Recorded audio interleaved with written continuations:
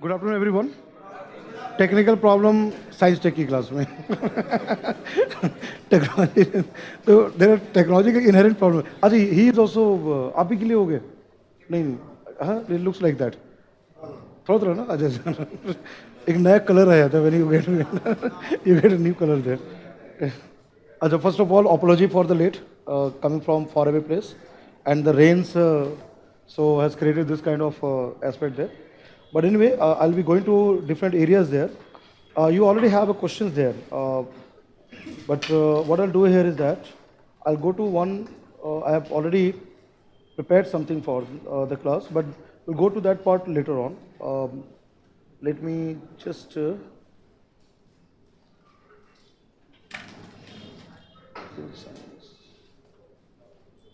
I'll just keep this open there because what I've done is that today morning only I prepared this one particular PowerPoint on the policies aspect, different government programs, and then IPR issues what we'll discuss in today's class along with indigenization. That is a one part we'll go into that.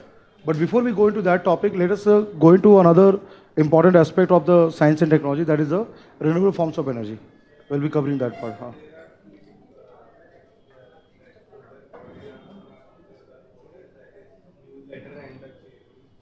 Uh-huh. No. Newsletter is important because what happens there, newsletter, there the chairman's speech is not important because whatever question will be come in terms of the application of any kind of technology area. Let's say, for example, Department of Atomic Energy. There also you have chairman's address and everything, but you don't have to follow that one. You have to know that how the food processing, how the irradiation technology comes into existence and what type of advantage we get from gamma rays or X-rays, such kind of area. You don't have to go to that because since that document is a government document, so we cannot edit it because the copyright violation will be there. So the document has been put as it is there, but there you don't have to read the chairman and all this address. Only the technological part that is important. Uh, no. See, UPSC, remember that this area, Bluetooth or Wi-Fi and all this is mostly is a part of prelims exam. And there they ask that in terms of only applied part of that. It doesn't not ask you any definition part. Definition only comes just to understand what is the meaning of the term. That's where it comes. But it will not be asked in the exam. Right? That's you have to remember that. See, remember that in UPSC mains exam, whatever will come, that will be current based technology, any new technology. And there it will be asked to define. Like for example, Internet of Things. So question can be that what is IoT? And then you have to write about the application and the use, misuse, advantage, disadvantage, those areas. Or let's say Hyperloop. What is Hyperloop?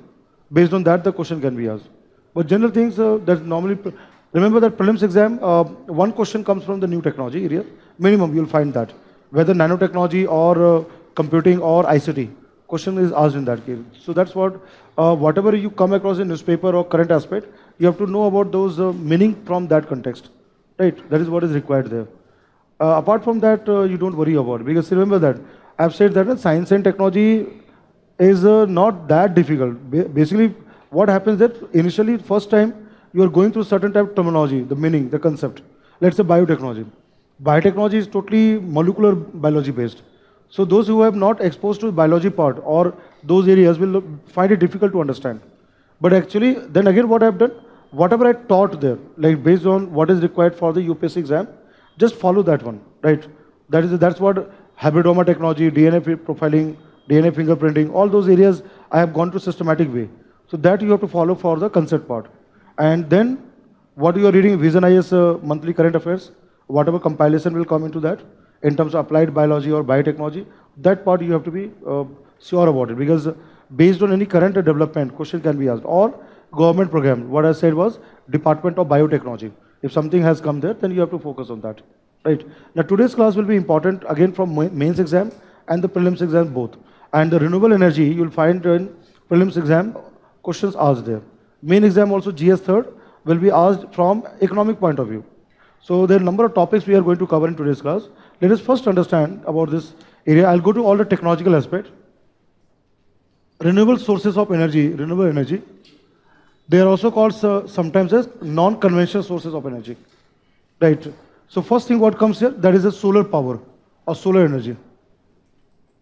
Okay, how we put solar energy into use. The different technologies comes into application of solar energy. That their application part comes. And today we are using that. See, solar energy, there's something also called decentralized system, like for solar cooker, solar water heater, solar lantern or lighting system, which can be used at a household level, at home level or at a personal level can be there. At the same time, today we are talking about rooftop solar panels, power generation, distribution. So they come into more advanced kind of area. We'll be getting into that. Second comes here, wind energy. Again, wind energy also has several applications, right? Wind energy can be used for wind power, power generation. At the same time, grinding, right? Grinding mills are there for lifting water also there. So mankind has been using wind energy in different forms for a long time. Right? Today we have in mostly in terms of power generation. That's where wind turbine technology comes into that. Third what you find here is that very important biomass energy. And we have used such kind of term like biomass gasification, right? Those kind of technologies are there. Waste to energy plant, there's certain areas comes into that. Apart from that, in the hydropower, when you talk about hydropower base there, now small hydropower. This is all making the news there, small hydropower. HSP which can generate up to 25 megawatt of power. That's, sometimes they are also called a run of the river project. So we'll be getting to that concept of run of the river project, what exactly run of the river project is all about. Then apart from that, there again other emerging things which are coming into in India, that is what I'm writing here, tidal power. Tidal energy or tidal power. Right? Based on the tides, high tide and low tides. Already in the worldwide we look at France. France has a tidal power generation. So we'll see that how tidal power can be generated, what are locations are there, what is ideal situation, we'll be getting to that. Now then, another thing which comes is geothermal energy. Geothermal forms of energy. Again, you know that from ancient time, humans have been using geothermal forms of energy, mostly in terms of bathing, right? Geothermal wells, or let's say hot springs. So has been part of the medicinal curing skin disorders, diseases, then also for cooking. But now new concept become power generation. Iceland is a country which depends on geothermal forms of energy for power generation. So again is another important area from Indian context there, right? Apart from all this one, tidal form of energy, geothermal, right? Now there again new areas are emerging, new sources if you look at. So in that case, first thing comes here, biofuel, which we have said in the classroom that let's say bioethanol. But again there is some advanced technology like third generation biofuel, algal biomass based on algae. Right? So they're again used in past also and new areas are coming. In terms of biofuel or bioethanol, biodiesel, there's a new area. But when you talk about biofuel, biodiesel, right, bioethanol, though we are mixing, blending with the hydrocarbons, but bioethanol itself is from biomass. It again become renewable, right? Another thing what is making news is that hydrogen is a source of energy. Hydrogen energy. Hydrogen as a source can be again used in multiple ways. One area which we have learnt in the classroom, cryogenics. Cryogenics. Second, reactor, nuclear reactor, ITER, International Thermonuclear Experimental Reactor in France being constructed there. But hydrogen-based fuel cell, hydrogen fuel cell and the vehicles. Like now this in France, there's already been made a train which runs on hydrogen fuel. It doesn't run on diesel or petrol or electricity. It runs on the hydrogen fuel cell. So the new concept of coming fuel cell, batteries, which is based on hydrogen as source of energy. Even two-wheelers, four-wheelers, three-wheelers can also be run on the hydrogen as a source of energy. So again, new development is taking place. Again, in the new areas, we'll come across this, see hydrogen and biofuel, both will come from renewable areas because the biomass is abundant in nature. Hydrogen is also abundant in nature. But new alternative forms of energy can be non-renewable also there. I'm now giving example. Let's say one very important thing is coming gas hydrates. Gas hydrates. Gas hydrate is non-renewable. Why? Because it consists of methane gas. And methane, once it is used, it will not be returned back. Right? It's irreversible. So We will learn in the classroom what is the concept of gas hydrate.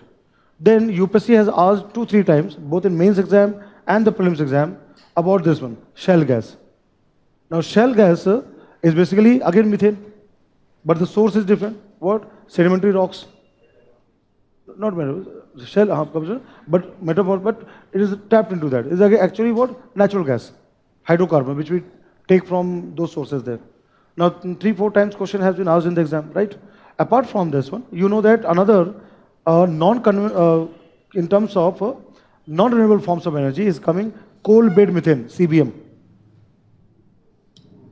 Coal bed methane. See, all these three, gas hydrate, shell gas, coal bed methane, all are based on the natural gas or methane. But sources are different. So they come into non-renewable because we're talking about methane gas. Right? Whereas hydrogen and biofuel comes into renewable forms there. So there are again alternative fuels being worked out. Right? In India, we have dedicated research into all such areas, and few areas we have already started the work in terms of thinking of exploitation, how we can exploit these new alternative sources of energy. Right? Now, before I go to each and every technology area, let us first understand all these areas. I have said in the very beginning that MNRE comes into that, Ministry of New and Renewable Energy. Right?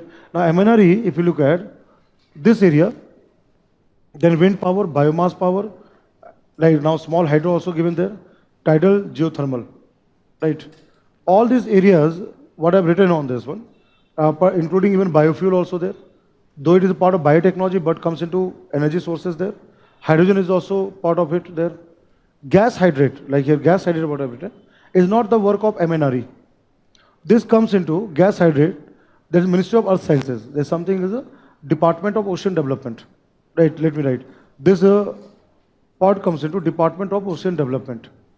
Because ocean as a form of energy can be used in different form. One area tidal power there.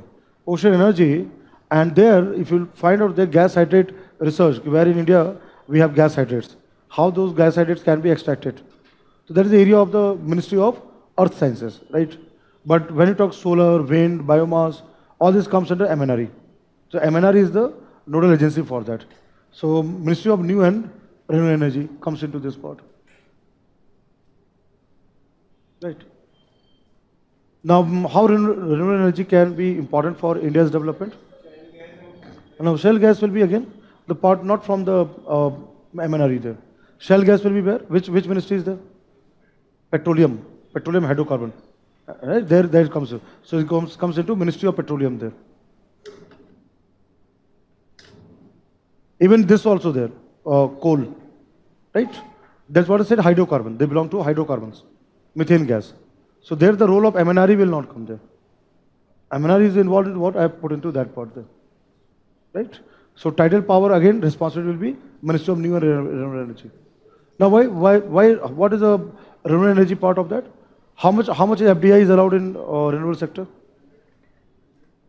100%, right? And again, what is importance for renewable energy for India in terms of climate change? Fighting climate change? Harm this part, right? Right. Okay. Adverse effect on that.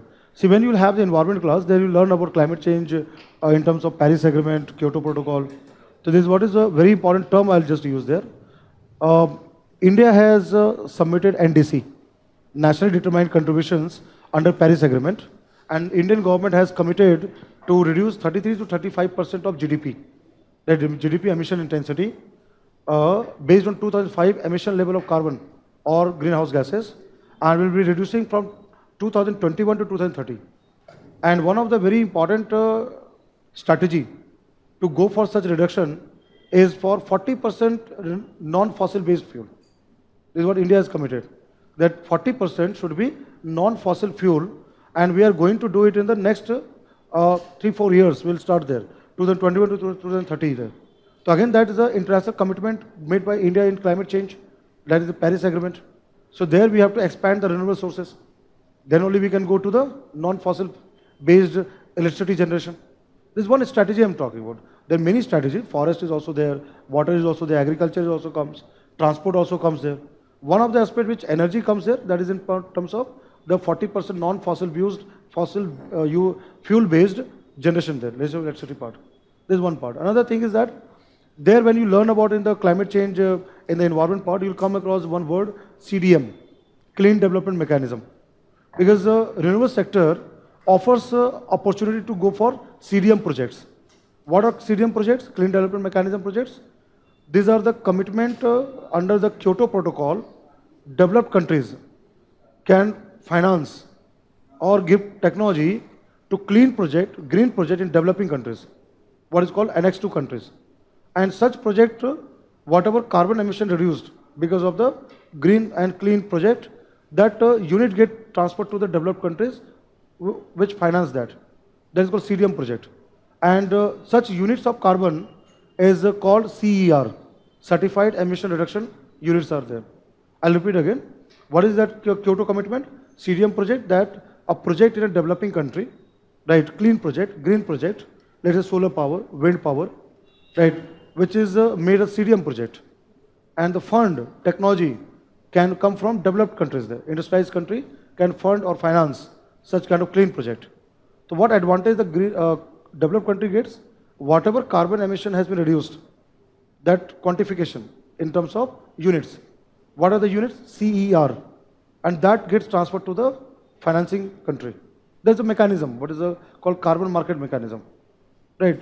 So all this we'll learn in the part of the environment part, but just I'm just giving you some certain things there, which you should remember and link when you come to the renewable sector there. Right. Then economic aspect, I said 100% FDI is allowed that. Now in CDM project, India is the best CDM country to implement such clean project. Right. India has been said to be the best country to go for CDM project by the United Nations, UN. UN has given that kind of status to India. The way we certify, the way we are executing those kind of CDM projects. So in future, you'll find more and more clean development mechanism projects. What is it? CDM projects. This is one of the very important aspects there. And India is the best country for going for such kind of projects there. Right? Just I've linked that because mostly I'll be dealing with technological part, but just in kind of a thing, understanding I've given there. So one I said FDI, 100% FDI, then CDM projects, then India's commitment NDC, 40% will go for non-fossil based power generation. So all these are, when you read newspaper, current aspect, you'll find variety of things, number of things will be there. So you have to apply that area, interconnect those areas, right? Now let us come to the technological part of it. Now first thing, solar power or solar energy, right? So you know that India is a tropical country. We have abundant sunlight, radiation coming to us. And that available solar radiation, that we can easily convert into some usable form.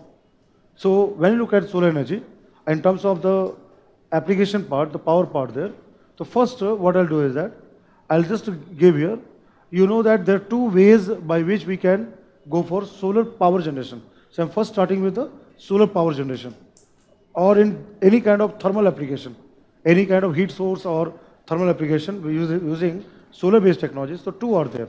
The first is called solar photovoltaic, SPV.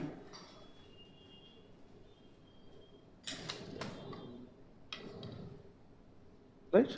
And what is second one? It's called solar thermal concentrator. Solar thermal concentrator technology. Concentrating technology is there. These two types of technology exist there. Now in solar photovoltaics, we are using what? Which you all know that is you'll find the solar panel, which is the panel there. They are fabricated with the photodiodes. There are certain photodiodes are. So made up of semiconductor based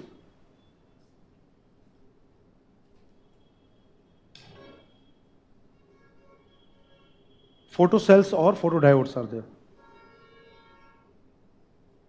So hundreds and thousands of photodiodes which are combined together to form that panel, solar panel there. Now photodiode works with the principle of photoelectric effect. Right? It is based on photoelectric effect. So second point what comes here, it works on photoelectric effect.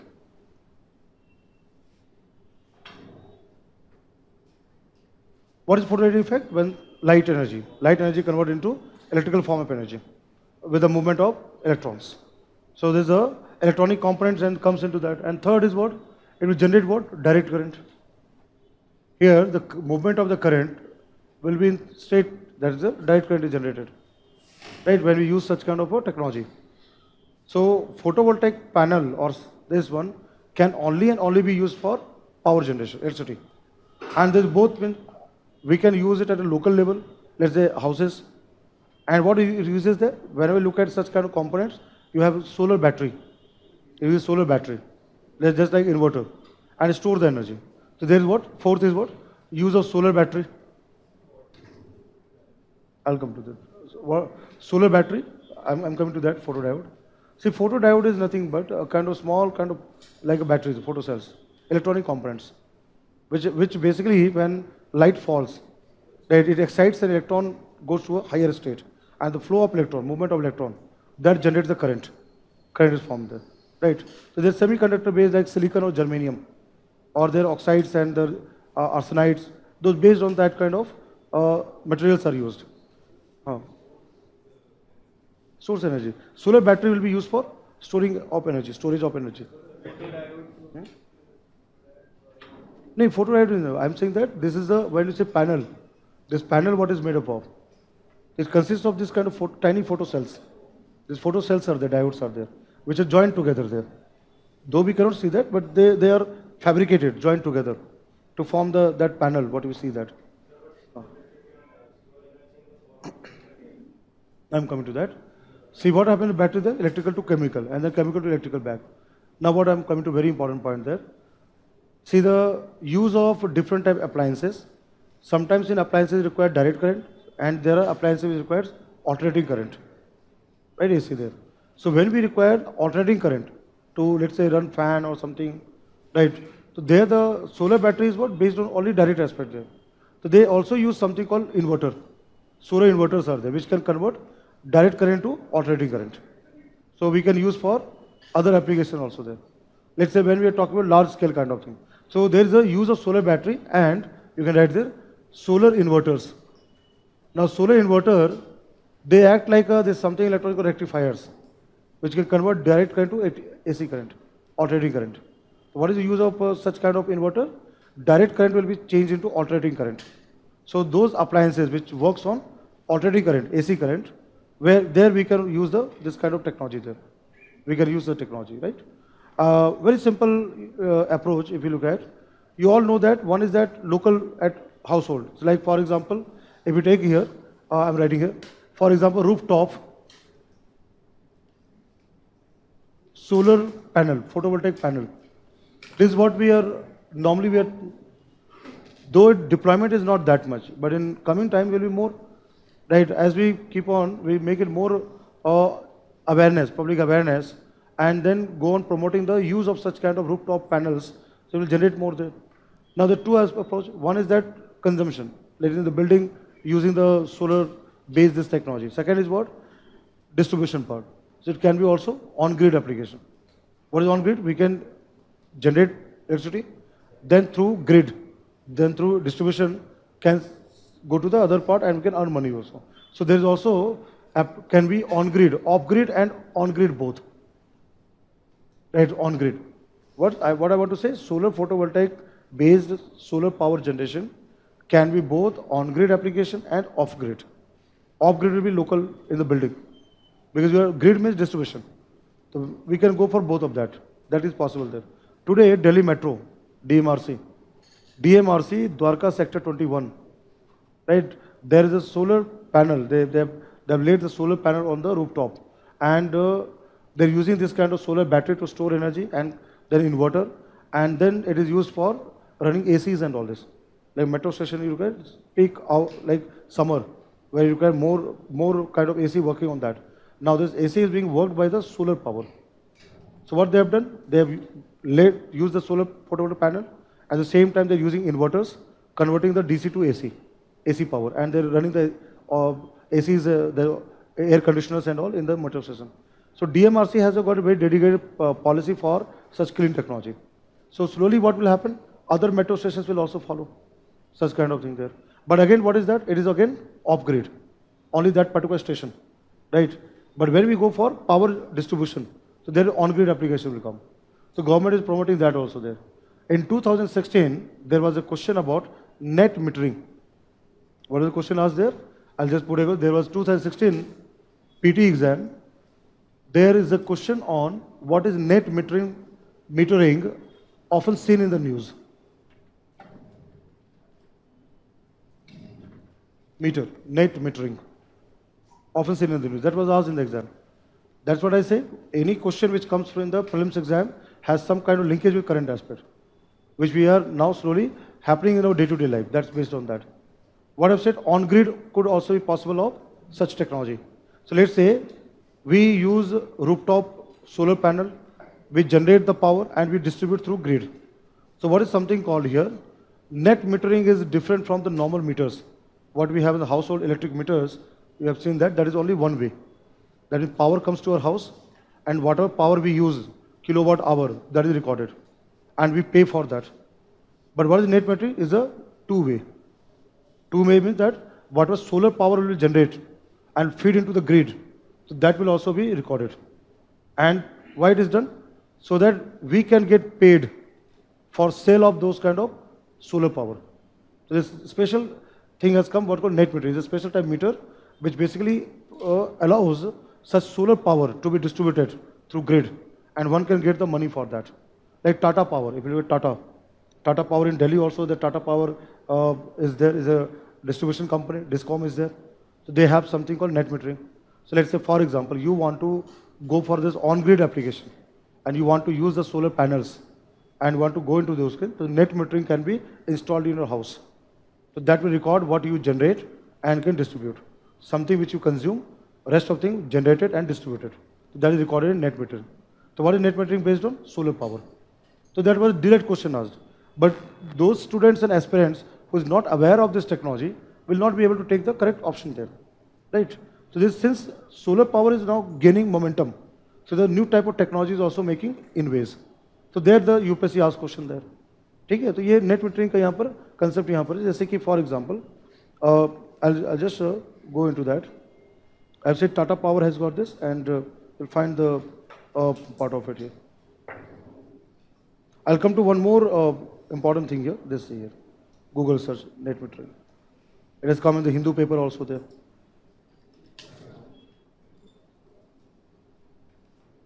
See here, BSES, New Delhi, it also has this net metering part of this. I just want to see here. I'll just read it. Even Tata Power, if you're in your house, if you're getting that through Tata Power, and when you pay the online bill and they just go to home page, it will give in there, this one. What is given? Net metering is a special metering and billing agreement between power utilities and their consumers. Right? Is this clearly given there? There's agreement there. Now what is given here? And which facilitates connection of renewable energy. Very clearly given, connection of renewable energy. Right? And this is what is given, generating systems to the DISCOMs network. Let's say you are using rooftop solar panel and you want to go for the grid application. So that will go to distribution company's network.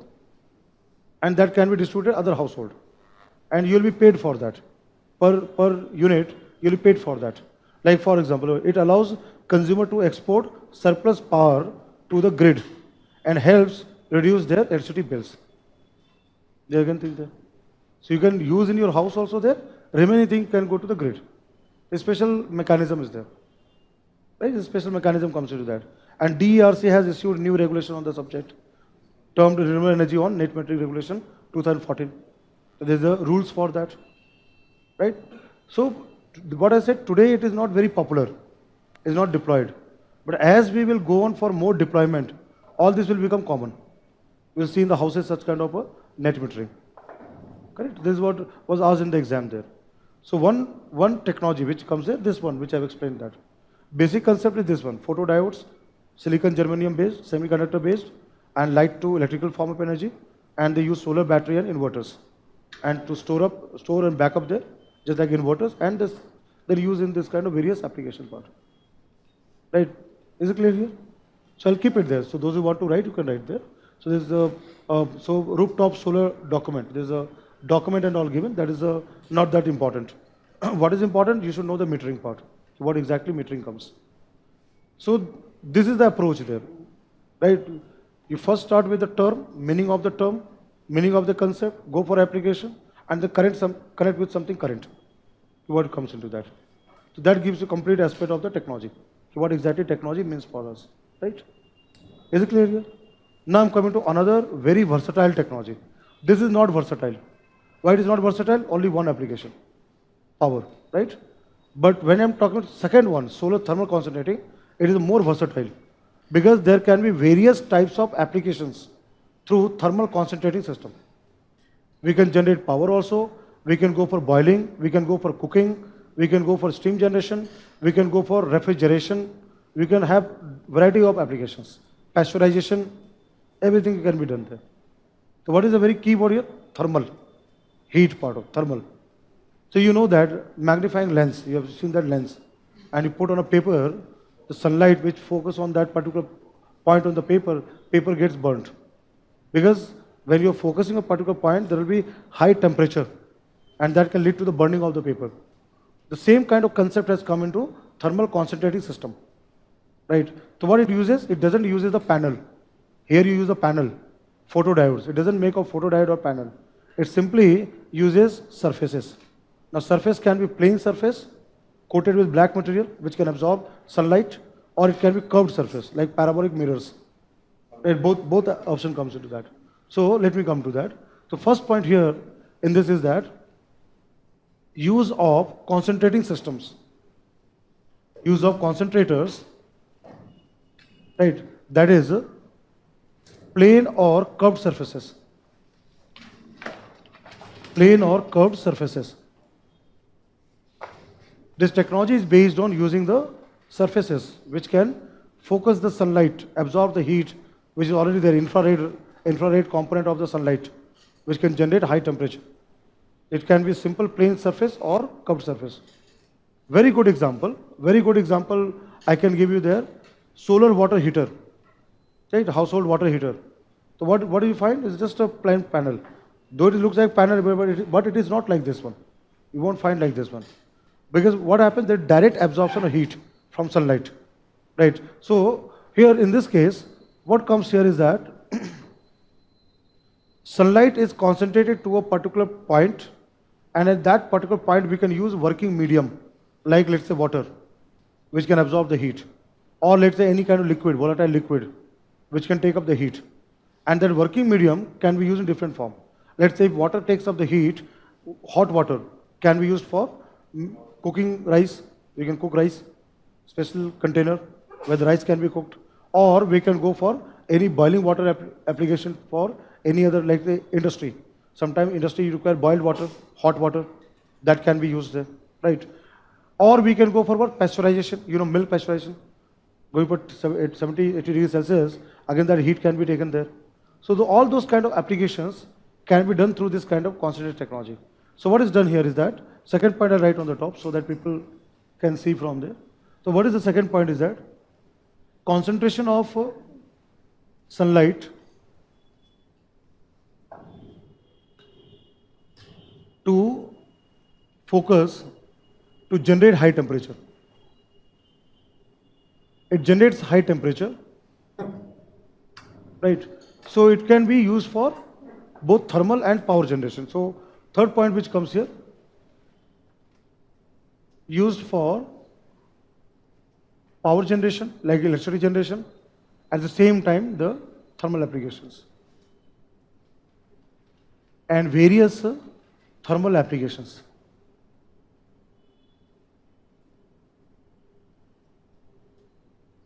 So you'll find this kind of a system. I'll just draw a diagram. It's like this one. You'll find here the system will look like this, not this kind of. You have, let's say, parabolic mirror. It looks like this one. You have a pole on this. You have this kind of a curved surface which is mounted there, and it can concentrate at a particular place there. Let's say this is the focus. So when sunlight falls, radiation comes there, right? It gets all concentrated here. And here, let's say you have a black coated surface, which can absorb the heat, right? This coated surface, black surface is there. Black coating is there. A curved glass also there. So what will happen? It will have high temperature, generate high temperature. And let's say you have some kind of water or any which can absorb heat, and then circulate the water. Or you can have what? So simply here, some kind of pipes there. Your connected pipes are there. Coil or something. I'm just saying that you have some mechanism by which you have water there, and water absorb the heat, right?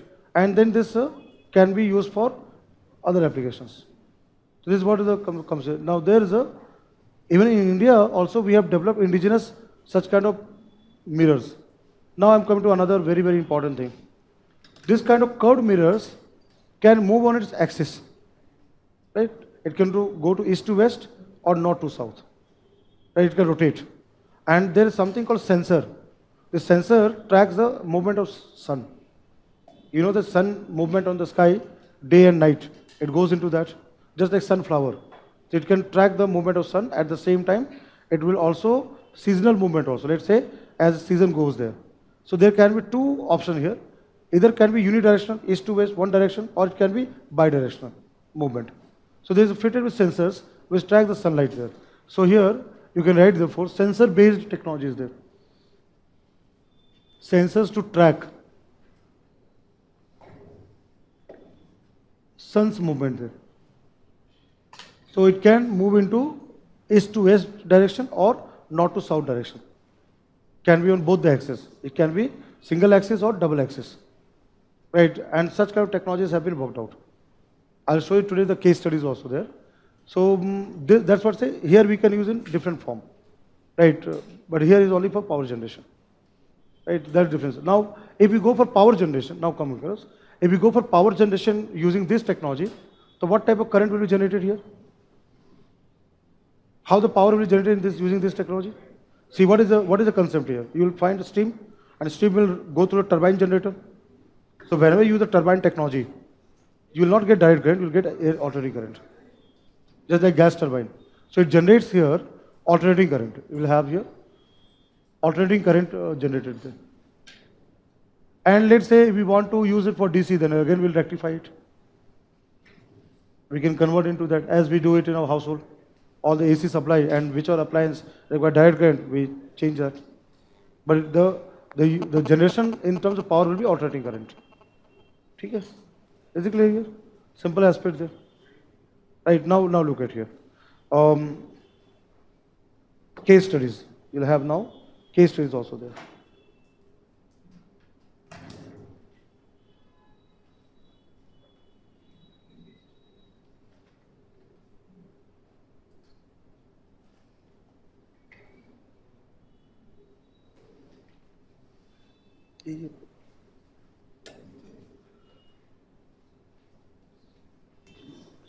Sorry.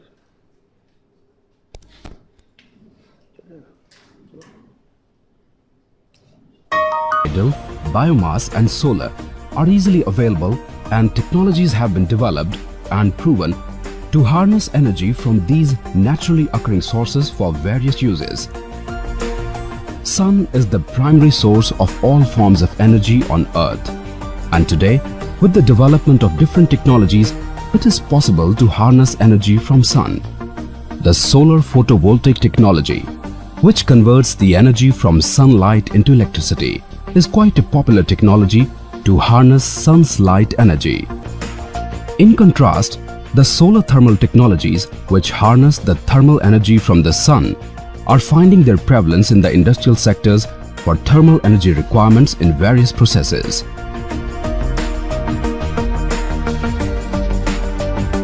Solar thermal technology involves two types of technologies: non-concentrating technology and concentrating technology. Non-concentrating technologies include water heaters, which are a common feature these days.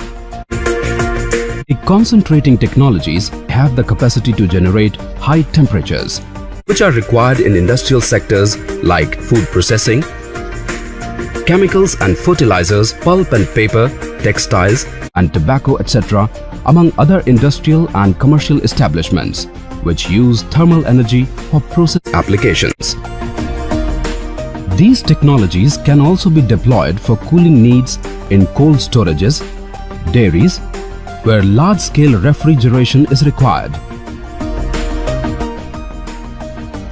So how does concentrating technologies generate such high temperatures? In solar concentrating technologies, the incoming radiation is tracked by a reflective surface which concentrates the energy at a focal point where the heat absorbers are placed. The absorber transfers the thermal energy to the working medium.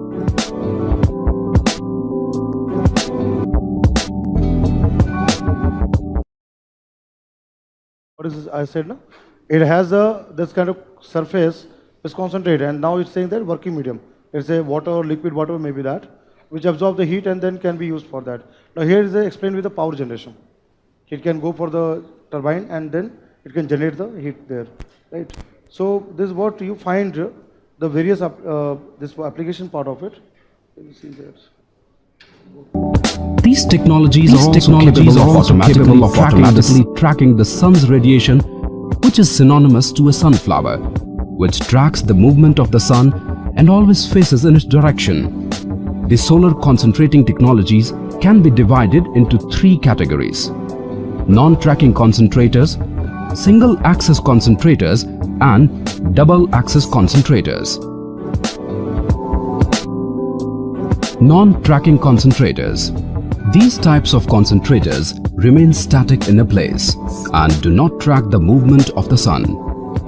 Non-imaging concentrators are non-tracking type concentrators. Single-axis concentrators. Single-axis concentrators track the movement of sun along one axis, that is from east to west. The sensors automatically direct the concentrator to stay in the direction of sun to receive maximum radiation at all times during the day. There are three types of single-axis concentrators prevalent in India: linear Fresnel concentrator, parabolic trough, and It's a non-tracking. What is non-tracking? Solar water heater, where you're just a simple platform, surface is there, a static pot, and then Scheffler dish. it goes single axis. Then you understood that double axis. आवाज भी नहीं आ रही है, mic भी नहीं आ रहा है. I think this mic also. Mic भी नहीं आ रही है.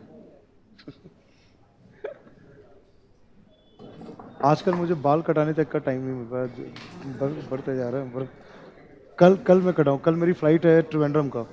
आई एम गोइंग टू त्रिवेंद्रपुरम. तो हाँ, तो then I go to all this places, Thumba and वो जो म्यूजियम बताया था, मैरी मैडनेस चर्च वगैरह, तो मैं प्लान कर रहा हूँ सारा. Thank you thank you. तो even beard also there growing there.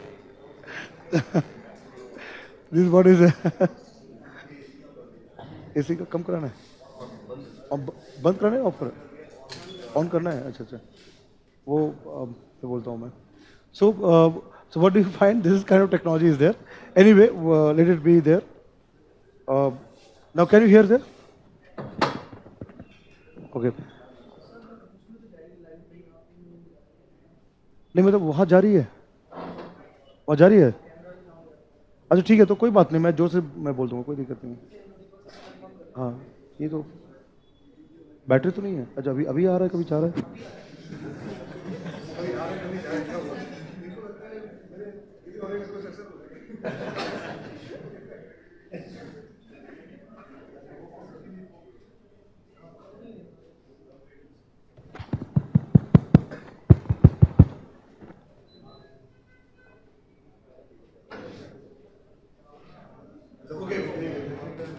ठीक है, यहाँ पे टेक्नोलॉजी पार्ट में. Now let's come to the wind power there. Wind energy.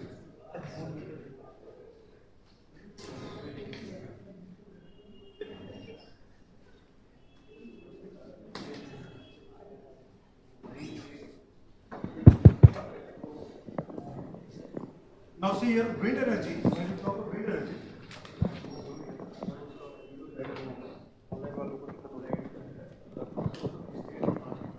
Okay, when you look at wind energy, so as I said that wind energy can be used in a variety of applications, but what are basic things here? I'll put across all thing in again point wise here. See, when you talk about wind energy, the first thing is that here, first thing what you remember that kinetic energy of the wind can be converted to mechanical form of mechanical energy, or from mechanical to electrical. That's what the use is there. So first is that kinetic energy of wind, let's say, into mechanical form of energy. There's the first application can be there, mechanical energy. And here comes the example. When you look at the example there, in this example comes a wind mill. Windmills are there. Let's say which can draw water, which can pump water, or wind pump, is water pump. Water pumps there, right? Or let's say, for example here, wind grinding, etc. So you know that there's such kind of a big kind of a the turbine which moves there, which has this kind of a wind system there, and then it can be connected there because it moves. It moves because of the wind, and then let's say it can be used for any kind of crushing, threshing, or even for pumping water also there. Movement of this. The traditional use, the conventional use there, right? But when you convert mechanical to electrical, let's say, second is that kinetic energy into mechanical energy and into electrical energy. So there comes the use of wind turbine technology. Here example is wind turbine.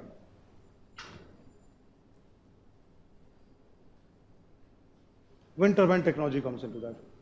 Now what is a wind turbine? You'll find a wind turbine just like a normal, when you say thermal power plant which use a turbine. So turbine is mounted on a pole. You'll find that there is a pole which can go up to 42 meters in the sky. Right, tall, you have a tower, you have a tower there, right, and let's say for the 40 meters height of the tower. On this you have a shaft, and on the shaft you find that there is this turbine is mounted.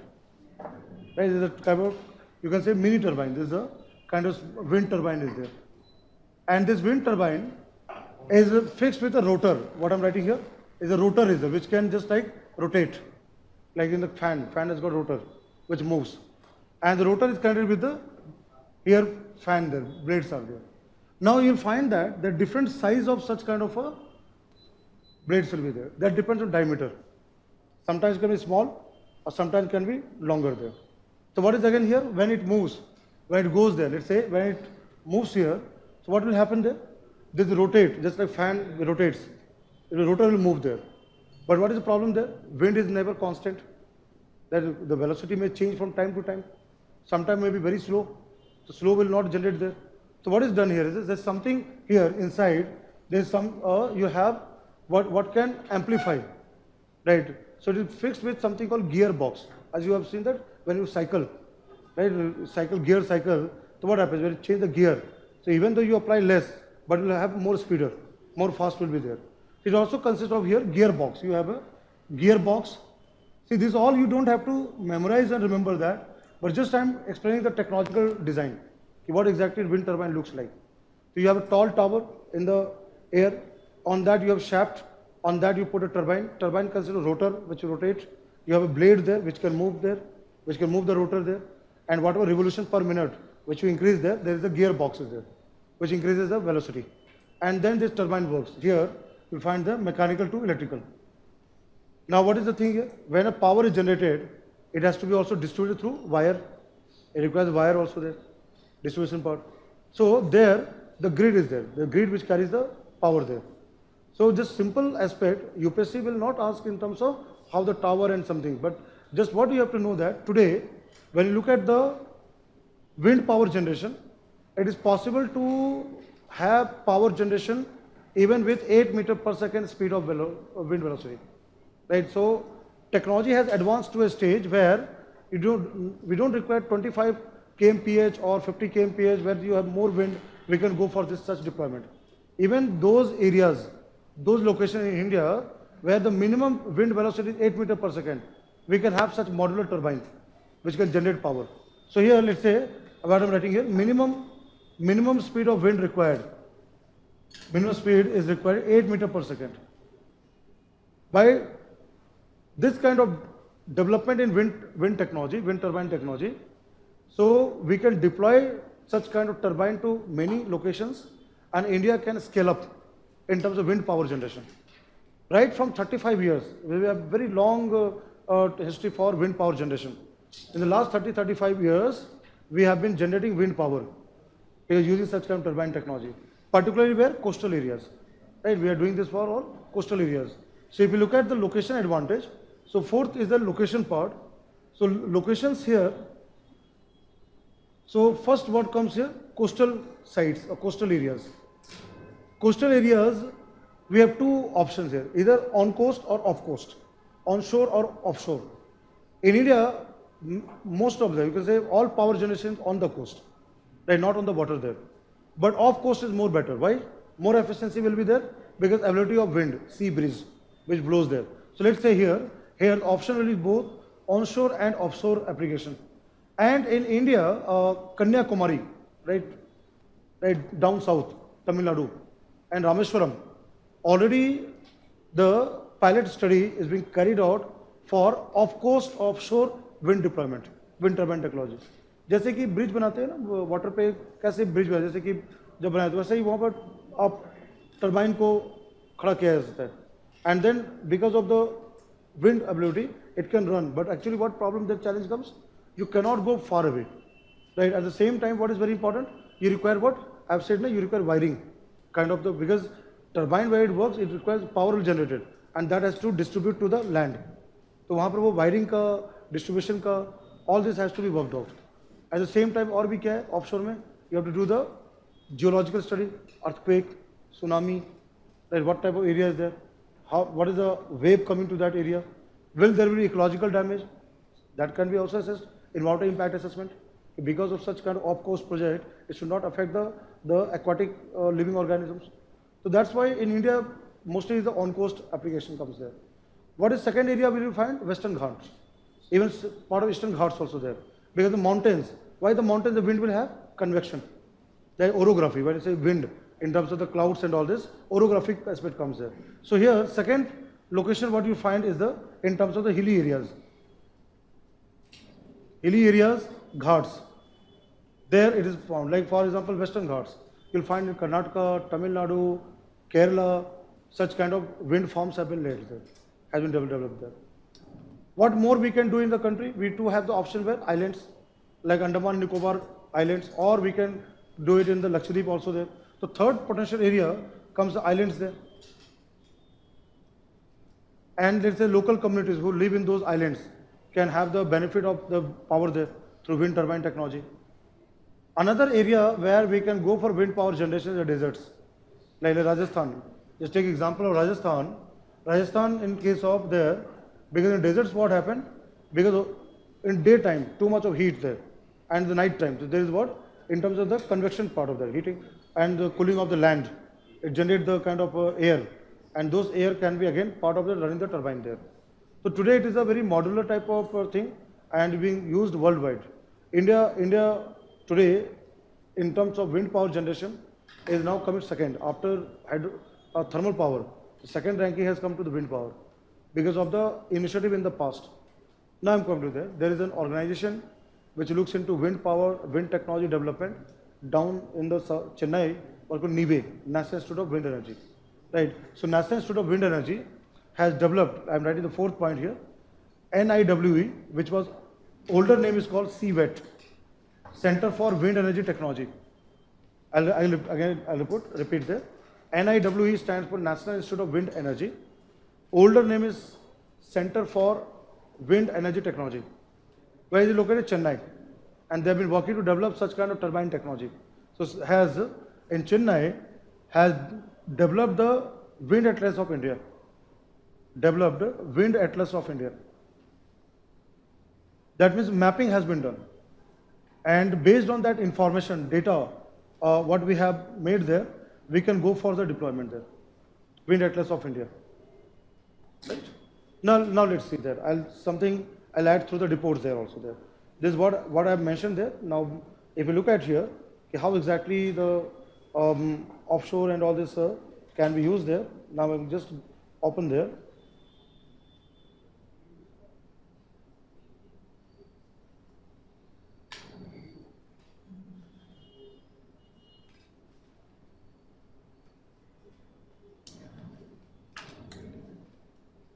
Biomass. Solar City I have got.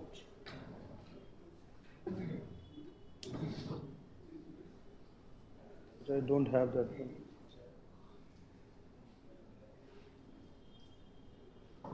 Okay, now let me see. Look at here, this one. This I have downloaded from the Ministry of New and Renewable Energy. This is what the document has been given. And here you can see this kind of deployment. It's a pilot study being carried out. This is an off-coast application. Now what it says that developing countries have more than 1/3 of global wind power capacity. Right? Now what is in India, onshore wind energy deployment has crossed 19600. There is a 19.6 gigawatt. Right, 19.6 gigawatt attracted $16.5 billion US dollar of investment in 2012, created 179,000 green jobs, employment, because wind power is one area which is private sector dominated. You have number of private sector, private company which are there in the wind power generation. Now what is given here? Manufacturing, project development, installation, operation, maintenance, consulting, etc., and saving 131 million tons of carbon dioxide per year. Right, in terms of the climate change. This is a exact same document which is there in the MNRE. What you have the information here. Now further what is said, estimated that by 2030, installed capacity could reach 191 gigawatt. So we have already up to 2022, 60 gigawatt. And what we are generating now, 28 gigawatt, around 30 gigawatt, we have reached to that. Plus you add 60 gigawatt more. So 90 gigawatt, that is the target by 2022. So if we talk about 2030 time frame, so we can go for such generation. If we implement in real sense, what is expected to go for increasing the capacity, right? Now further what is given, Center for Wind Energy Technology, which is a NIWE, NIWE, has released India's onshore wind power potential as 102 gigawatt, right? Around 100 gigawatt is on coast. And what it says that, here it says 80 meters height. 80 meters will be something around, see 42 meters is something 12-story building. 80 meters, you can imagine 25-story building. That kind of height we can set up. And what it says here, 2% land availability. So one disadvantage of solar power, photovoltaic technology will be, you require more land. But in this case, less land because you have to just install turbine. The turbine is required there. And that depends on how much area you want to put a wind farm. This is what is mentioned here, right? Now further, if you look at here, what is given here? Offshore wind potential of India. Now it is mentioned that, what is the advantage? Higher power density compared to land. Right? Why higher power density? We can install more into that. And again, one did not have to worry about the residential area and all this. We can put more closely. Like generally what happens? On the land, you have to see that if there is something there, then turbine will not be at one place, it will be separated, right? But on the water, we can directly go one after another, continuous. So there is again advantage in terms of the area, how we use the area, space part. Then what is given here? High this power dense power per floor. This part of that given there. Cost competitive. Why cost competitive? PLF I think stand for is there's a power generation per something is there. I'm just forgetting that one. Some factor is there. So what it says is high is there. That means you can install this turbine in a continuous fashion there. Now what is Europe is the global leader. Wind power, but now you know that China is overtaken in terms of manufacturing also and installation also. In Europe, if we talk about Germany is one country which uses maximum the kind of renewable forms of energy, right? Now globally installation is 5,000, China 390 megawatt, and then Japan is there. So India comes also there. So there's what potential part is given there. I have said the Kanyakumari and Rameshwaram. So there, this has been now put up there. This, I'll upload there. I'll upload there. High power density means more power generation can be possible because compared to land there. Compared to land, because land there, because not more turbine can be put up there, but there you could put up. Let's say, for example, if you can see this particular, right? Again, what is very important? You don't have to go to engineering part of it. The main advantage part of it. But I have said also disadvantage. What is disadvantage? We have to do the feasibility study. It should not be any earthquake or tsunamis, any kind of such event. Second, it also requires more maintenance. Why? Sea water consists of salt, corrosive, right? You require more maintenance of that. Again, what is very important, I said, we have to look at the ecological assessment also. It should not affect the aquatic, marine, living organisms, right? So those are the disadvantages. But in terms of having more generation, this is one of the good option which India can do. And that's why Government of India has come out with the draft offshore wind power generation there. So Government of India has come with policy. Now we are having a policy for offshore wind application there. Right? Mostly it has been on coast or ghats or hilly areas. Right? This is the clear there. So I'll upload this document. That's what I'm bringing certain government reports there, so that you have the input from the government aspect there. So this is one aspect you have to know from the UPSC point of view. Right? Now coming to this MIWE, what I've just said here. Now if you look at the National Institute of Wind Energy, and in terms of the application part,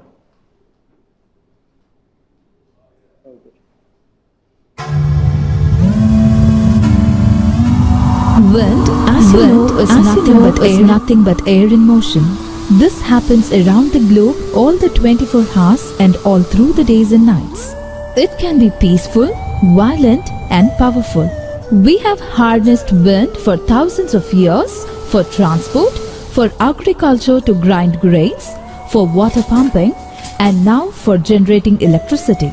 National Institute of Wind Energy, formerly popularly known as CWET, Center for Wind Energy Technology, is a worldwide reputed institution in India.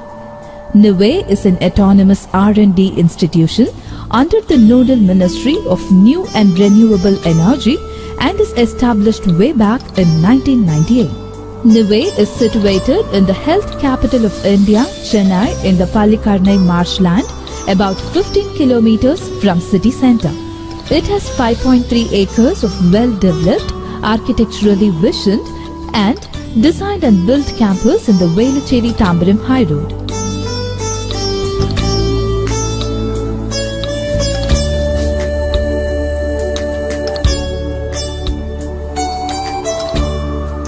Wind is the powerful source of energy on our planet.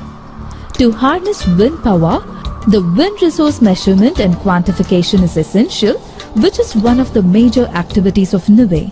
NIWE today provides not only wind resource measurement, it also verifies private measurements, wind farm planning, feasibility and detailed project report preparation to assist investors to locate the potential sites for wind power development. Today, NIWE can provide authentic wind speed and direction distribution using sophisticated and scientific methods through the wind atlas at any point in India.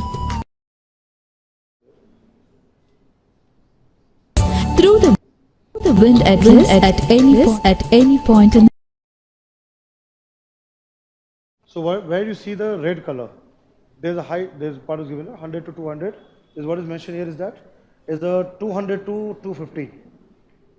That is in terms of the wind velocity. And that part. Now see, Gujarat comes there, and today Gujarat is having the wind power generation. Then you find all those kind of areas, the Western Ghats area, right? Eastern part you find less there. Then the blue also there. Now why the northwest India has high potential? Because again, you know, northwesterly and at the same, you know, western disturbance which comes into that.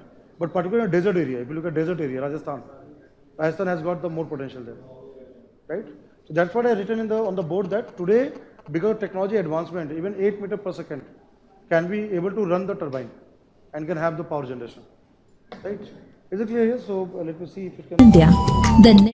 The net energy produced at any site depends on the efficient design of wind turbine generators and suitability and reliability of operation of the machines at a site. Simply stated, the kinetic energy in wind is converted to mechanical energy by the rotation of large blades which harness the energy at low revolutions. This low revolutions high torque is then converted by a system of gears stepping up the revolutions to match the high speed of generator which produces electricity. The wind turbine generators, which are currently made in India with foreign collaborations, range from 225 kilowatt to 2500 kilowatt in capacities. The blades can be as big as 40 to 50 meters in length. Today's wind turbine towers stand tall up to 80 to 100 meters. NIVE further goes to the field to evaluate the performance of wind turbines operating in India as per the international standards of testing of safety as well as power curve certifications. Therefore, NIVE is behind every machine marketed in India to ensure the orderly development of wind power deployment in the country. It's not the megawatt class machines that are grid connected which get a orderly development process in India through the intervention of NIVE, but also NIVE test small wind turbine systems on rooftop aero generators used in homes as battery charger or grid connected. These range from 0.3 kilowatt to 15 kilowatt. NIVE has a wind turbine research and testing station with more than 55 acres of plain windy land at Kaitar, which is just 2 hours drive on the road from the temple city of Madurai. NIVE, in addition to measuring wind, also undertakes consultancies, due diligence studies, solar radiation resource assessment, wind-solar hybrid consultancies, apart from doing round-the-year human resource development programs involving national as well as international participants. NIVE ensures that the machines which are installed in India have the designs as well as the manufactured equipment to have internationally accredited certifications which ensure quality of wind generators in India. In addition, the wind turbines are mandated to be manufactured in India with international quality and ISO certification of the manufacturing process. NIVE is raising high its technical standards. Stops there. Anyway, maximum part has been discussed in that part of it. That's what I stopped there. So the basic thing is that what I explained on the class on the whiteboard, same thing has been discussed there about the work of the organization. So let's say you get a question about, let's say in the exam, and or there this name comes. At least you know the name of the organization. So there the turbine technology is this one. Now what I'm coming here, biomass form of energy. Right, besides solar power and solar energy, India has also ambitious biomass generation power there. So what is biomass? When we use the word biomass, what does that biomass word means? Waste material, okay. Apart from that, in a, let's say from biological perspective, what does the biomass include? This biomass includes what? Any living organism part, carbonic matter. What is called carbonic, organic matter. They are called biomass. But I'll give you another thing to understand that. See, biological mass is called dry organic weight, like carbonic or organic weight of an organism. Whether you talk about tree or let's say animal, what is dry? Dry means you subtract water. There's the cells, tissues, muscles, flesh, all this comes into biomass. And when we talk about trees and leaves, stems, all this forms of biomass, carbonic matter. Right? Now when you say biomass energy, when you use the word energy here, so we have to see that how we can convert biological mass, which is considered organic material, into some usable form. Right? It can be two ways. It can be thermal and non-thermal both. So I'll divide into this one. We can use thermal based technology or we can use non-thermal based technology.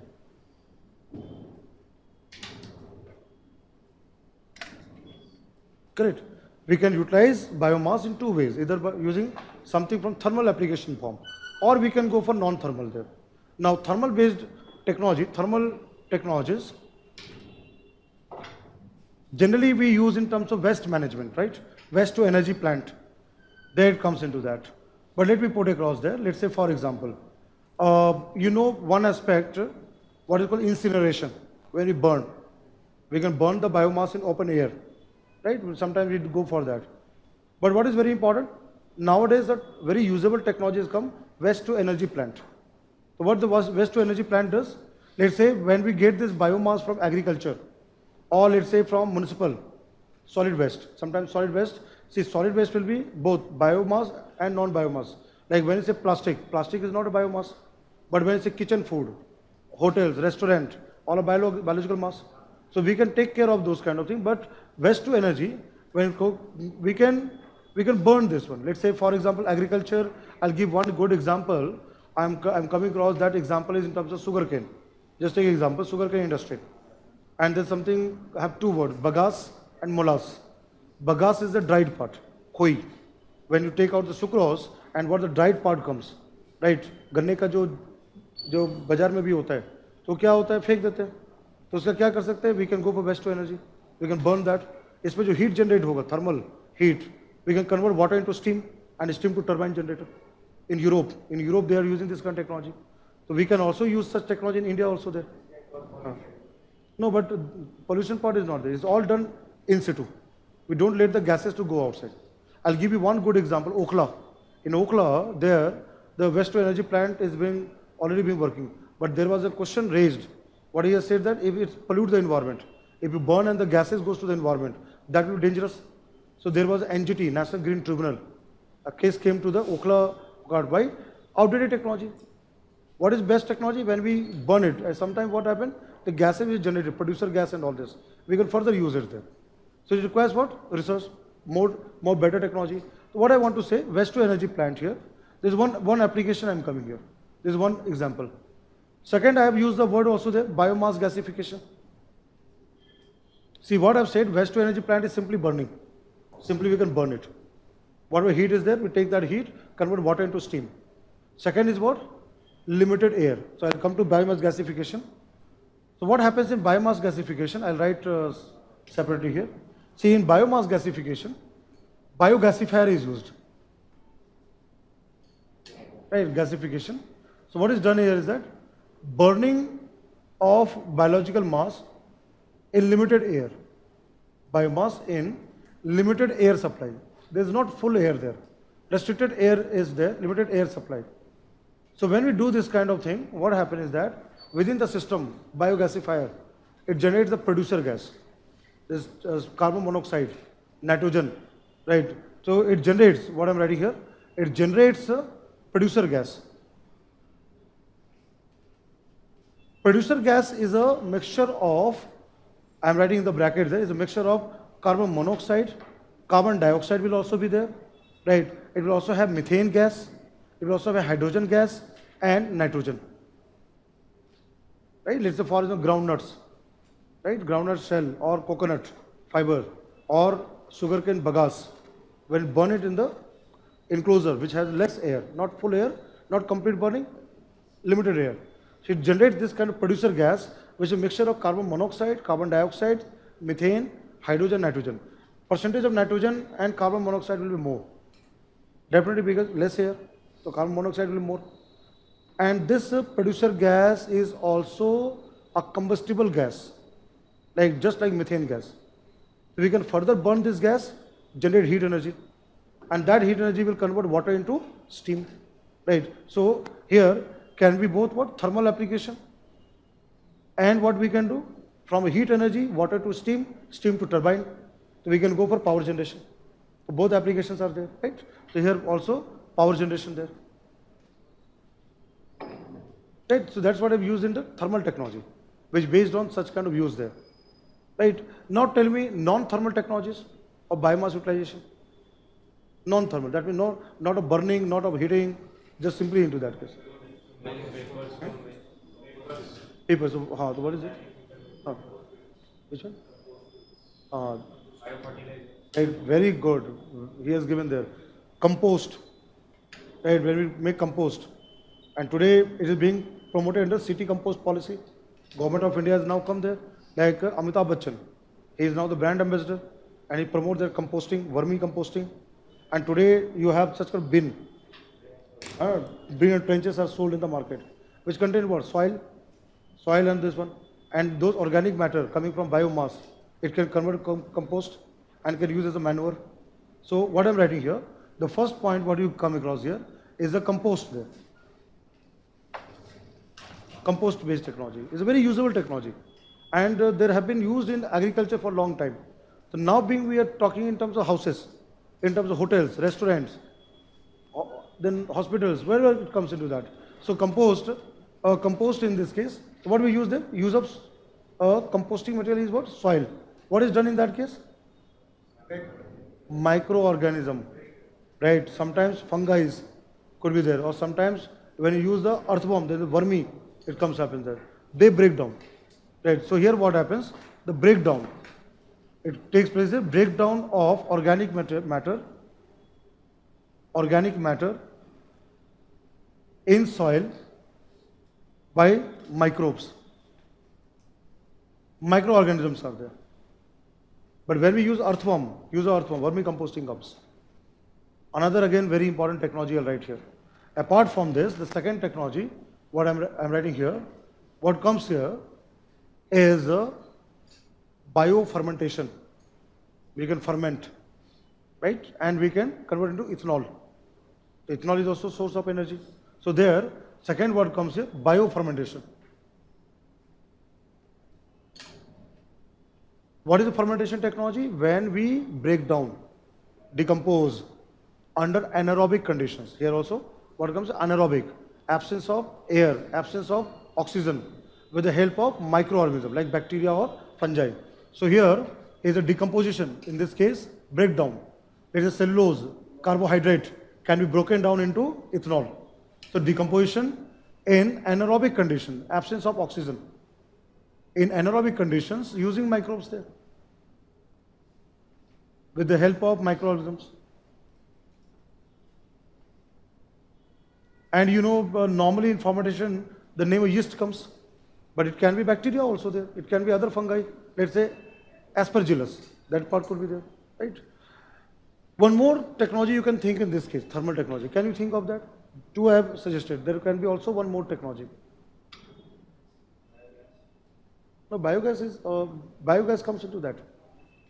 Biogas is what? Gobar gas is again the organic thing done by bacteria, mithrogenic bacteria.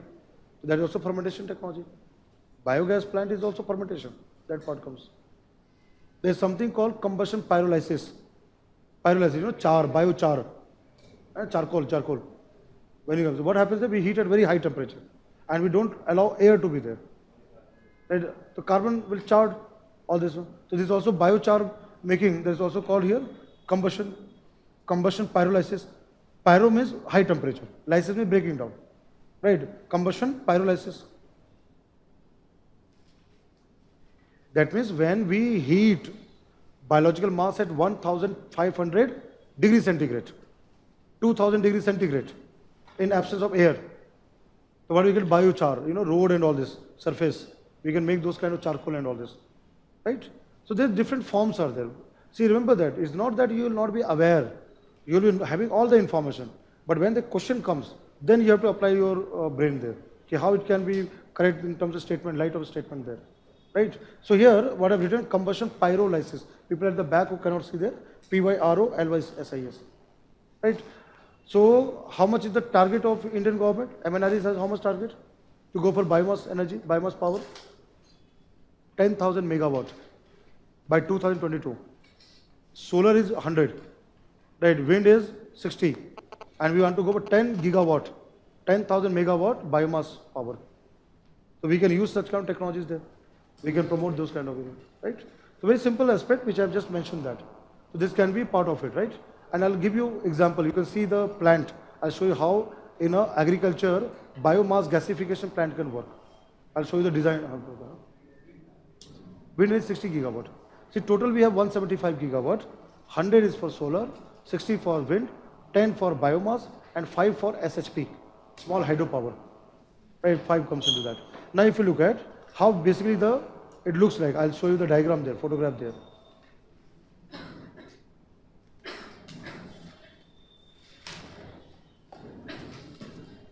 Now look at here, biomass gasification. This is how it looks like. If you can look at, this is the biomass gasification. This is how it looks like. Right? This has been already done in the country. Few states have already started this kind of a biomass gasification. So what you have the one place where you can put up that large cylinder and it is burned there, and then it generates the power there. This is the biomass gasification system there. Sugarcane industry, this has been done. This kind of use has been there. No, gas is used there. Gas also there. No boiling of water. This kind of. This is an example I have given. And it is a clean technology, remember that. It is a clean technology. The gas will not go to the environment and will create a problem there. Even you will be surprised to know there have been biogasifier made even for household level. Like in houses we can put all those kachra, all the biomass, and can gasify and can light up the bulbs at night time. Again, those model design has been there. Right? When you go to the website MNRE, you have a number of case studies.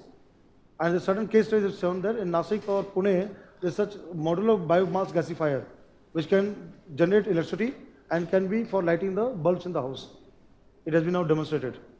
Only thing is what? Implementation is not that much. What is required there? The policy requires more and more such implementation part. Technology today exists. Right? Today the technology exists there. It's only in terms of the making it more popular. And it is more better. See, by sugarcane industry have this kind of system, it solves a lot of problems. It has a power supply also there.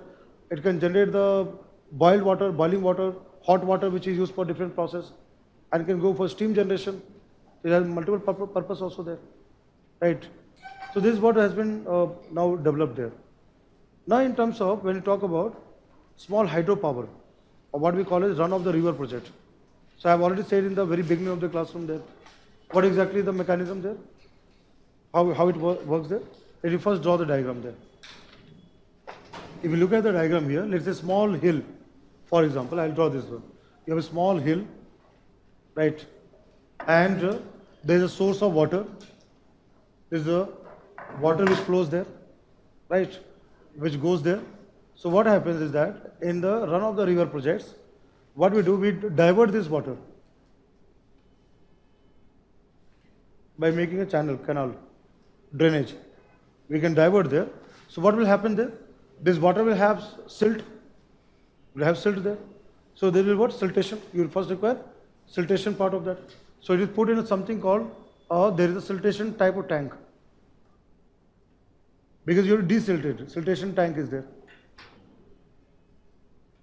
And this water is allowed to pass through a narrow pipe.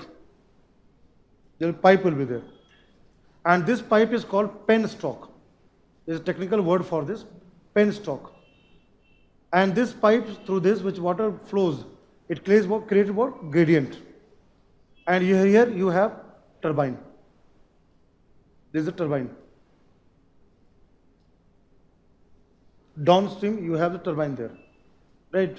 And this turbine is housed in this one. So what will happen there? Turbine will move there. Mechanical to electrical. There's a hydropower plants and generate the power. Right? And the water, this water can be used in different purpose. What we can use this water? Water we get, we can use for agriculture. Or what is the mechanism? We can do what? We can divert it back.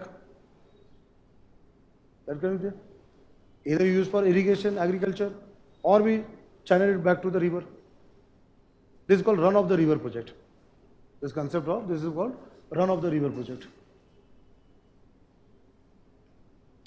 And you'll find in Himachal or Uttarakhand or those kind of hilly areas where such kind of source of water is there. Small rivulets, small streams can be used where we can have micro hydel, mini hydel, small hydel. Small hydel can go for 25 megawatt. Right? So let's say such kind of system can solve local problem. Right? But what is disadvantage of such system? You cannot have on-grid application. You get on-grid, like when you nearby area you can have power generation. Let's say you have a small school or houses, families, they can get power. But you want to distribute to other areas, will be limitation there.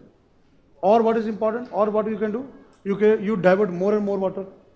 You go for more SHP, but that will have a dangerous effect because downstream water will be less. Ecological damage will also be there. So that's why it is said that one river, one project can be okay, but if you go for many such projects, so the people who are in the downstream will get less water. But it will also have some ecological damage also there. Now if you compare this with a big project, hydropower project, river valley project. So what is the river valley project concept? What we do? We don't follow this kind of thing. We simply block. We draw the wall. You have seen that. We construct a wall and stop the flow of the water, river water, and collect it by reservoir.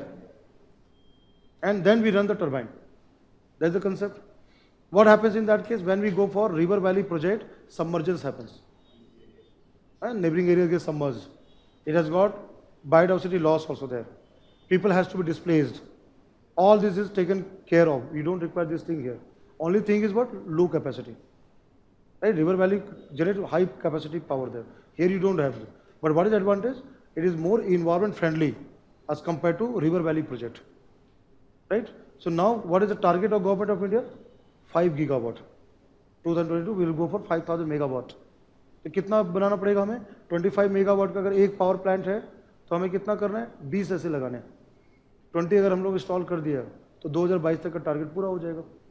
पर उसके लिए पहले study चाहिए. You have to do the study of such areas, right? So this is first I have drawn the diagram. If you want to just write a paragraph there, I'll just put the paragraph. You will write the paragraph there.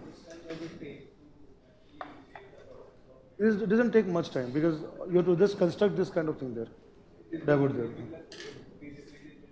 After feasibility study, you can go for that. That's why it can be easily done. River valley requires a lot of time there, right? Time also requires that. You can write this small hydropower project. Small hydropower project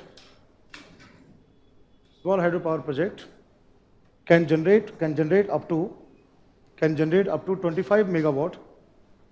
Small hydropower can generate up to 25 megawatt power and is an environment friendly project.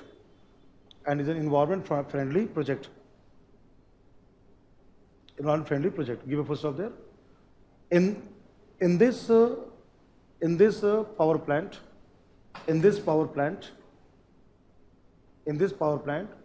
water is diverted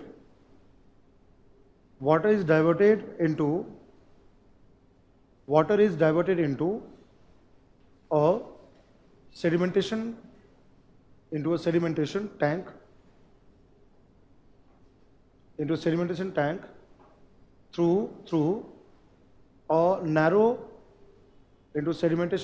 through a narrow water channel.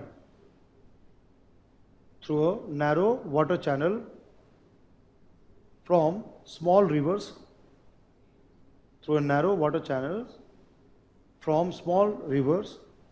or streams.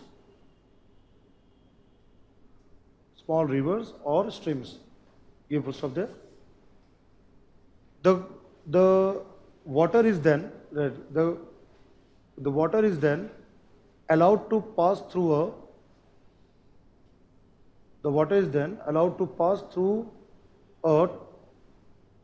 a small hydro turbine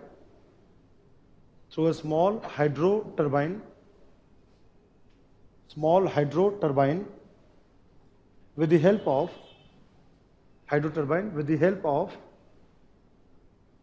penstock, which I have given there, with the help of a penstock, penstock, with the help of a penstock. Right? Give a full stop there. Now last sentence. The water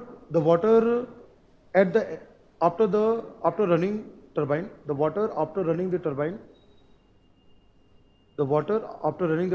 can be used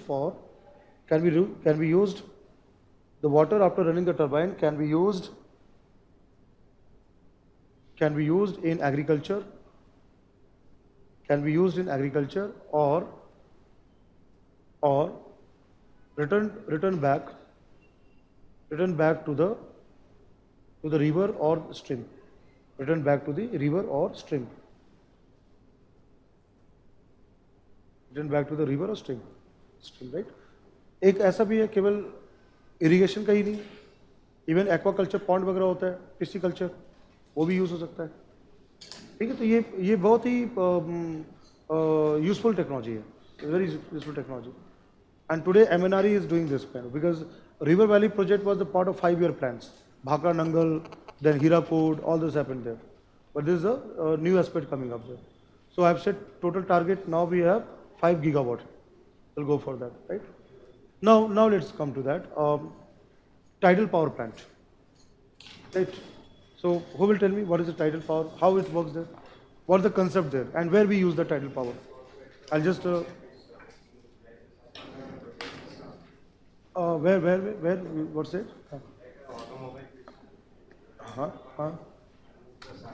Okay.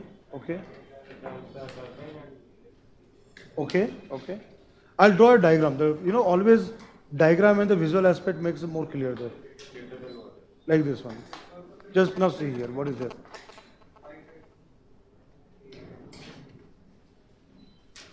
I've drawn broad, right?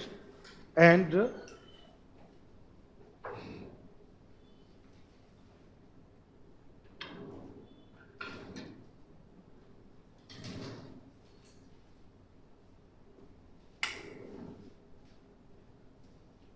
is a coastal area, and what you have now, estuary, right? This is what you have here. Estuary is there. What is estuary? Mouth of the river there. Here you have sea and ocean.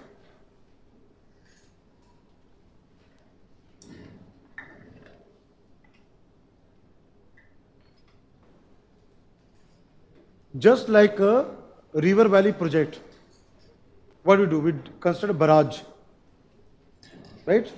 Same as that, there is a barrage constructed here, mouth of the river there.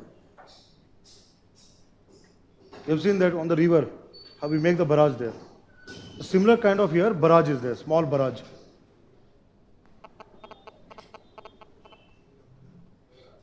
Right? Even you can cross that. You can walk through one side to another. That kind of barrage is there. And what happens there? It has got gates. Right? Just like, for example, this is imagine that there is a one side of the coast, there is another side. This classroom is the river. And across the river, this you have the barrage. The wall is there. And you have the gates there, gates. So what will happen there? High tide and low tide. Right? There will be high tide and low tide. Tides will be there. With high tide and low tide, they pass in such a way that runs the turbine. Right? The turbine moves. Right? And because of that, power generation is there.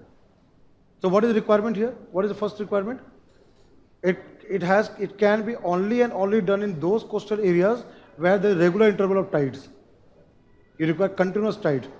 So what is the first thing here? The requirement.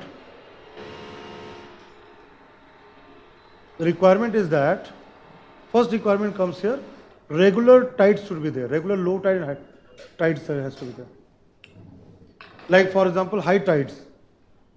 Ideal place will be that if high tide and low tide, right, comes in an interval of 8 hours each. 2 high tide, 2 low tides in a day, 24 hours. 2 high tide and 2 low tide in 24 hours. Yes, Gujarat. Very good example. So what is the first here? Occurrence of tides. And again, regular interval. What is the second requirement? Height of the tide. Height also is very important. It's not that you have tide. Tide is everywhere. But small height will not have. It requires a bigger height of tide. So what is second here? Second require is that tidal range in terms of height of tides. So what is the minimum height required?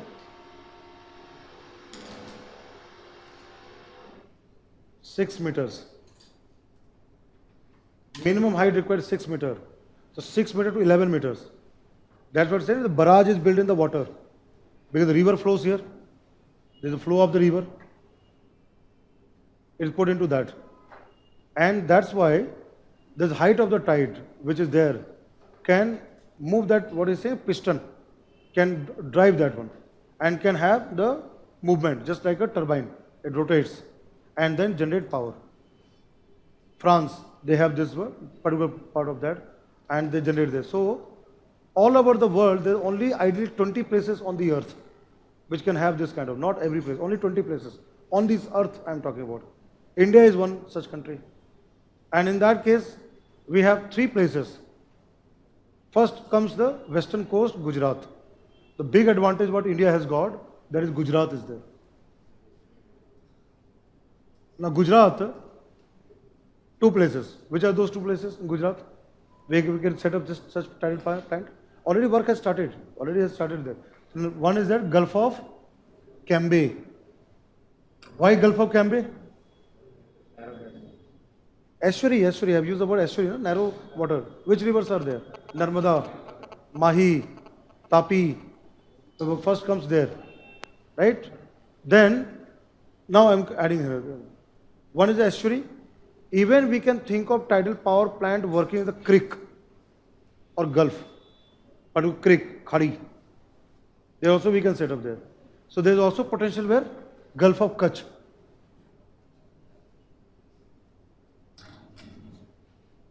And where in eastern coast will be the potential? East coast? Sundarbans Delta. Right? Ganges and Brahmaputra. So there, if we look at West Bengal. So West Bengal, there will be Sundarbans Delta. Already a pilot study was commissioned in Sundarbans Delta with West Bengal Renewable Energy Development Agency and central government. But then the questions were raised about ecological sensitivity. Mangrove forest and all this. But the Gulf of Cambay is a Khambat, is a place, and already project has started 2013 with the London-based company, and Indian government has Gujarat government and a London-based company has entered MOU, Memorandum of Understanding, right? And the work has started. India will very soon have tidal power plant also. It's already happening there, right? Again, what is very important? Unknown area where UPSC has not gone into that. And if something comes in the newspaper before the next year PT exam, so you may expect a question there in the exam, right? Is it clear here? Now you write there in a paragraph form. A tidal power plant is set up. A tidal power plant is set up across an estuary or creek, by constructing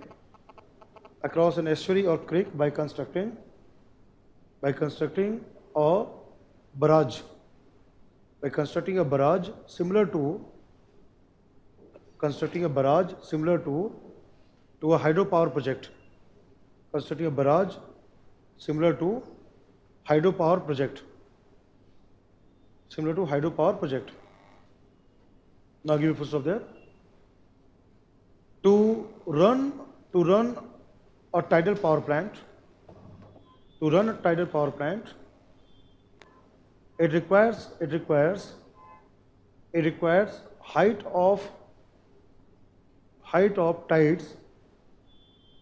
of tide in a range of 6 to 12 meters. Height of tides in the range of 6 to 12 meters. Now give full stop there.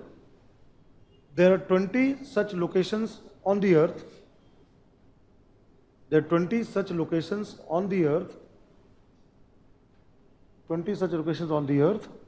Where this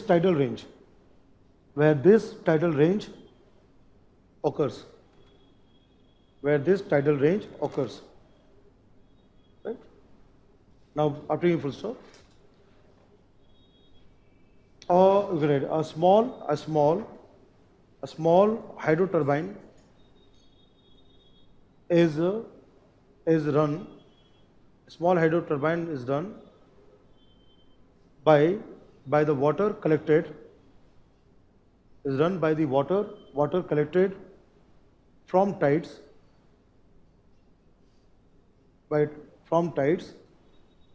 in a continuous manner, in a continuous manner, in a continuous manner. Now give first of there. Gujarat coasts have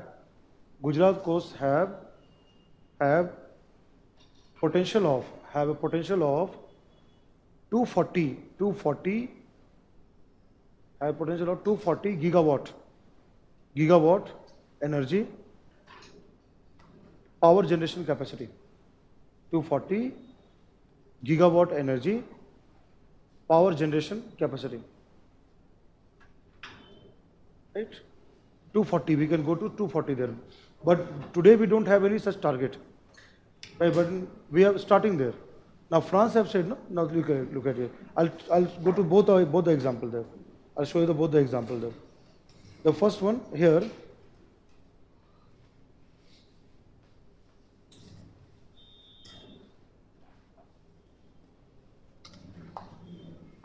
Tidal power plant, Gujarat. And it is an old one, I'm saying that is an old one. After that, it is not coming to that. Gujarat set to develop India's first tidal energy plant. This is what you have the article, Down to Earth. You know, there's a magazine called Down to Earth. There it has appeared there. And now see here. I'll just zoom out. ज़्यादा बड़ा हो गया? चलेगा.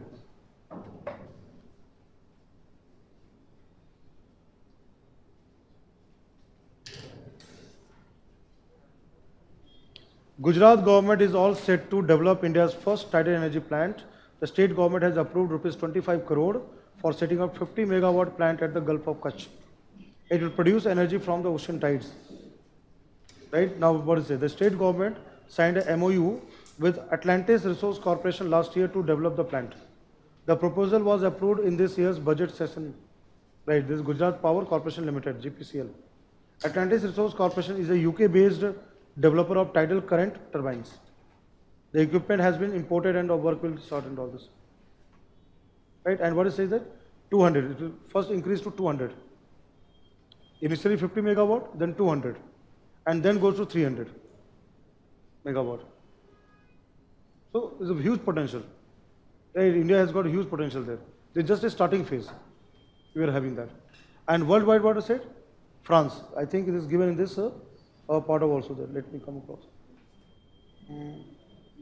Or I'll show you the photograph of that world's highest tidal power plant. It's given in the MNRE website also, you'll find. But this I've just added that. We are already having that. बहुत सारे student को पता नहीं होगा कि ऐसा हो रहा है, ठीक है? So now let's say, look at here. I'll come back to the, you want to write, I'll come back to that. Tidal power plant in France. Reims, there's a Reims tidal power station there.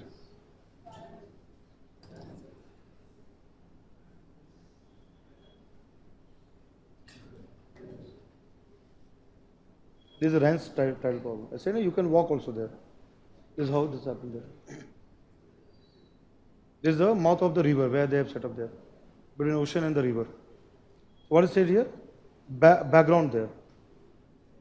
After construction phase lasting 5 years, Reims tidal power station was opened to the 26th November 1966. This was the first power station to take advantage of tidal water flow to produce electricity. Right?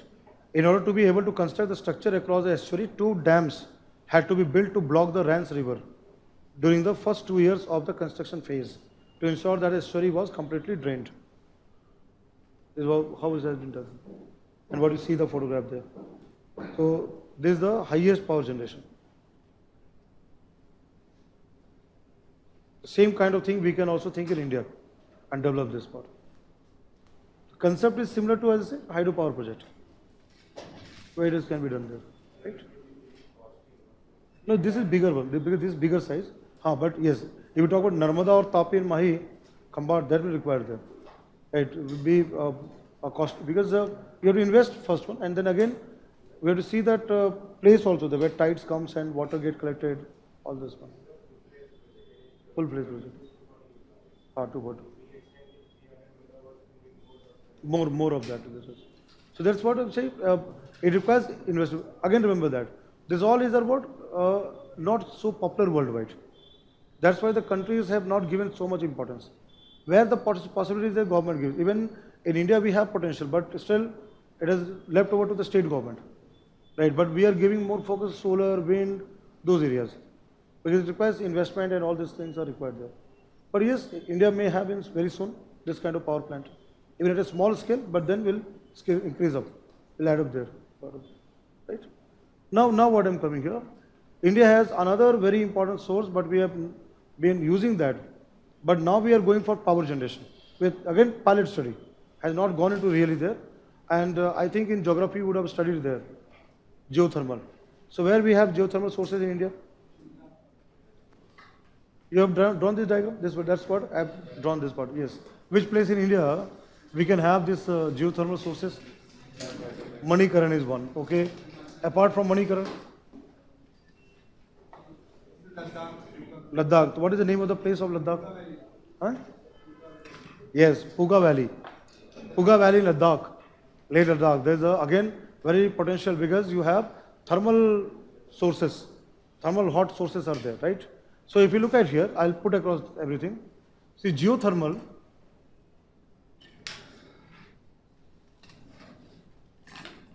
energy here. The first is that the sources. What are the sources for that? So what are the sources there? First is what? Hot geysers. Like you have correctly said that in Himachal there is a Manikaran, Kullu Manali, right? You have the Manikaran which you have the hot water there. In Punjab and Madhya Pradesh, Chhattisgarh, Jharkhand, Odisha, so many places we have Tata Pani. Tata means hot, right? So hot geyser, that is Tata Pani. And Gunguna. तो कुछ जगहों पे नाम दिया है जैसे कि Chhattisgarh has a Tata Pani, but the Tata Pani in Punjab also there. There's what it goes. There's a Tata Pani, right? Now what is there? Very important, thermal vents. You know, volcanic region, like Iceland, just take Ireland, Iceland. These are the having thermal vents opening of the surface, where hot magma, right, may come up there, right? Then apart from that, what more can be there? Hot water. One is this springs and geysers there, which you have there. What is very important? Geothermal well. Sometimes could be well also, but it has to be constructed.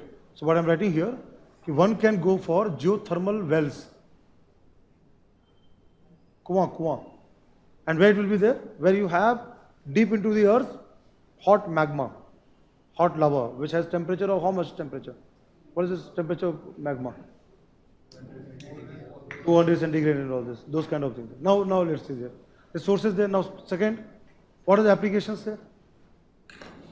And then I'll come to power generation also, but first it will come to applications. What are part there? One, first, we have been using for this garam pani mein ecotourism. It can promote tourism also there. Imagine that you have such kind of hot water sources, geysers and that, and then you have resort also there. It can promote. It happens in European country. You can have tourism also there. Bath, right? Apart from that, cooking. Like Tata, this Manikaran. Abhi band kar diya hai. Ghada. There's a ghada where you have water and put chawal, rice, and you can cook there. Right? There is a one place, Suraj Kund. Not Suraj Kund up here. There is something here in Sohna also there. Sohna. There's a Sohna part is there. There's Suraj Kund is a waterfall and hot water source near to Ranchi, to Hazaribagh in Jharkhand. There's a Suraj Kund. So there's one Suraj Kund in Delhi also there. And what the tribal people do, the Santalis and all, they boil egg, anda. Water. Very good. anda. Related material also there. So they can have anda. Anda could be boiled, could be there. That kind of food can be there. Right? Apart from that, what comes here? Very important thing. Interior house heating to keep it warm. We can take this hot water, circulate through pipe, and this is being done in cold countries, right? Space heating there. That is another, this one.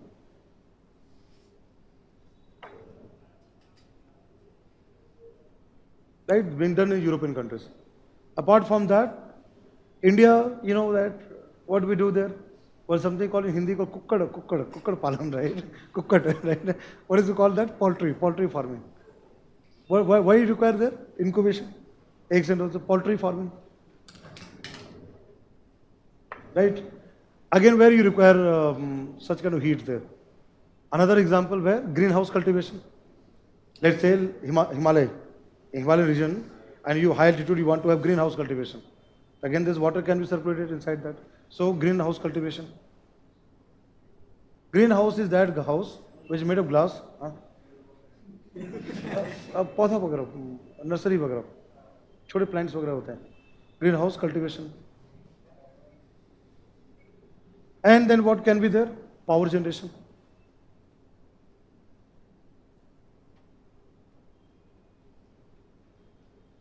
Right? Now I'll give you how the power generation can work. Very simple concept. What I'm coming here. Geothermal well. What I've written there. Geothermal well concept there is like this one. Let's say this is the place. Let's say 10 kilometers deep into the earth. You have this kind of rock. You know, sometimes, you know, when we take Kuma water, so even you have in winter time warm water, it's slightly warmer than the normal water. There's certain type of rocks are there, like, you know, as you say, radioactive. Can be radioactive also there. And you have there's a hot magma there, molten magma there. There's a temperature, let's say for the 200 degrees centigrade. So what is done? We can pass a pipe here.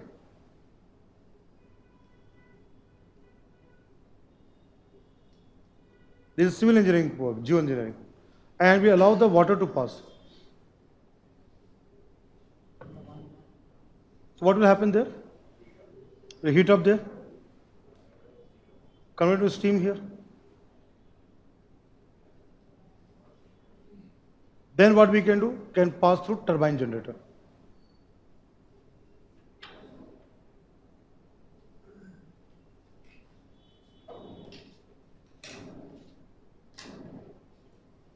This is what is done in Iceland. Iceland does this kind of thing. Because there the magma or hot temperature is not very deep. They do this kind of work there.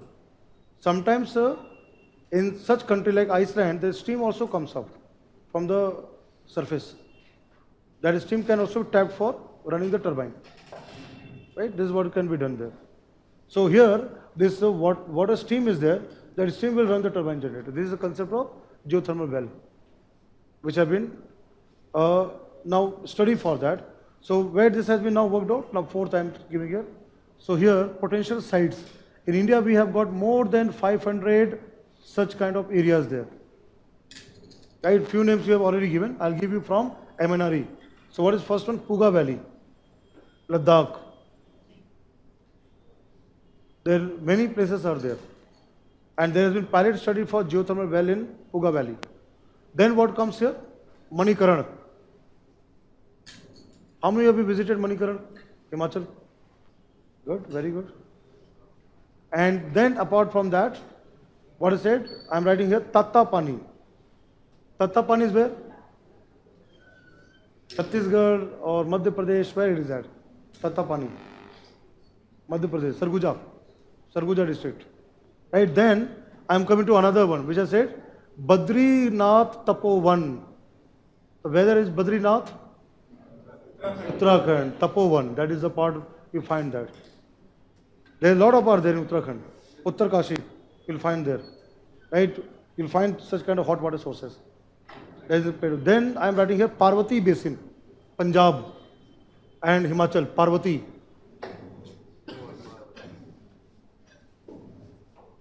Parvati Basin. And then what I said, Surajkund.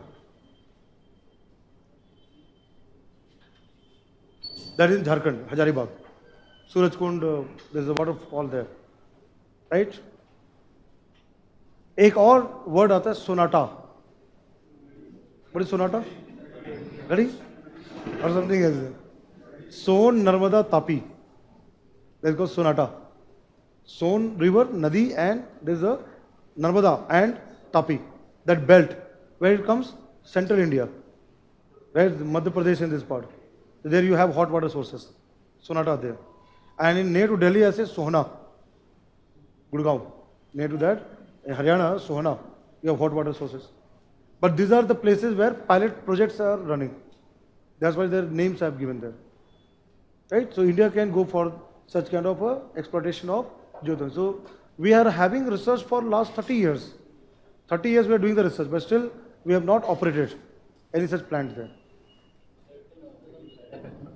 It can also have side effect. Why? What side effect will be there for geothermal wells? Tectonics, tremor. If something goes error, this hot water is there. It will lead to a blast or something of that. So that because we are doing through engineering aspect, so we have to make it more safer. There can be problems, yes. And particularly you are doing drilling. What you do, you drill inside the earth. So there is a tectonic thing at particular mountainous region like Himalaya and all this. There can be a landslides or those problems. This is there, right? It can happen there. Odisha में है कुछ ऐसा गर्म पानी, तपता पानी, तपता और तपता, तप्त पानी. Tapt in Hindi means hot. So hot water, tapta pani, right? Which place? Ganjam district has got. Ganjam district. Ganjam district was worst affected by Phylline. When Phylline came, cyclone, people had to move out from there, right? Near to your place? Okay, Ganjam there. Gopalpur. I have been to Gopalpur on sea, right? And is a very good place there. But in Odisha, when we get time, we go there. Chilika. You love to see Chilika. Right, the saltwater lake and good lake is there, right? Marine food and I love seafood there. Those, all these are there. Isn't though you know about my size and all this. So I'll enjoy in Kerala now. I'm going to there tomorrow. No, I'm going to Kerala, so I'll have those kind of food there. Abhi time hai, kal hai. Thank you. Clear? Is it clear here about all this one? So here the energy sources you have to go in that form. You have to learn in that form and particularly always linked from the current aspect. The basic things are this: biomass, small, tidal, geothermal, all this comes into that. Right. Now let me come to this particular thing which I was waiting for, Vision IAS, and you get this one there. This I prepared for all the batches, जितने batches हैं. And इसमें यही समझना है. First two classes I've already mentioned on that. It's just only the recap of that. Scientific policies. So what will be policies there? Pehla has Scientific Policy Resolution 1958. I've said in very first class, all is space development, defense development, all has come into that. So what is there? कितने उच्च विचार है इसमें? To foster, promote, sustain by all appropriate means the cultivation of science and scientific research in all its aspects, pure, applied and educational. Hey, this is what we call this. Policies are like this only. You have such lines there. Pure research, applied research, education. So all these IITs, Premier Institute, all education. Had this was not there, today all engineers and doctors, right? It's only possible because of that policy there. We are today more educated, right? Scientific education. What comes second? To ensure an adequate supply, right, within the country. Supply, right? Supply within the country of research scientists of highest quality. A supply of research scientists of highest quality, right? Then what? And recognize their work as an important component strength of the nation. So Dr. Homi Jahangir Bhabha, Dr. Vikram Sarabhai, Dr. Raja Ramanna, Dr. APJ Abdul Kalam, all those great people. That was recognized and they were supported, right? Then what comes here? Technology Policy Statement 1983. कितने सालों के बाद? 1958 plus 5, 25 years. After Silver Jubilee. So Silver Jubilee of 58, right? What I said in the classroom? Indigenization, indigenous technology. So what comes here? Attain technological competence and self-reliance. So that technology part which we have got, we have to become self-reliant and minimize the vulnerability. And why vulnerability? After Pokhran 1, 1974, right? India was having all those sanctions, all the restrictions. So we have to indigenize, right? So it's given and critical areas. What are critical areas? Defense, space, all those areas, atomic energy. So making maximum use of indigenous resources. Very clearly given indigenous. Right, now what is there? Provide the maximum gainful, satisfying employment to all strata of society with emphasis on the employment of women and weaker sexes. What is emphasis? Women, gender in science, and weaker sexes. All strata of people, right? Benefits in terms of employment generation. Right, then what is third? Use of traditional skill and capability, making them commercially competitive.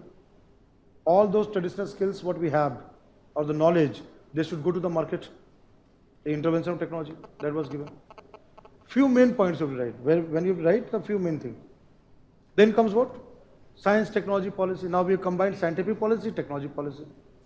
20 years later, 2003, starting of new millennium, 2001. So what is given here? To ensure food, agricultural, nutritional, environmental, water, health and energy security of people on a sustainable basis. Very clear words in given. Agriculture, food, nutrition, water, health, energy. Those areas have been given. So we have already established the base. Now we have to go into new areas, solve the problems of society. That is what is there. And then in that case, Srishti comes. ये India yearbook में दिया हुआ है. Science, Technology, Innovation Policy 2013. Right? So what is given? A strong and viable science, research and innovation system for high technology-led path for India. Srishti. And what is given are the goals of the STI policy. Now we have added the word innovation. So science technology से मन नहीं ज़्यादा भरा तो forward ला दिया. Right? Be people, let the people be innovative. Innovative ideas, creative ideas. This is being promoted.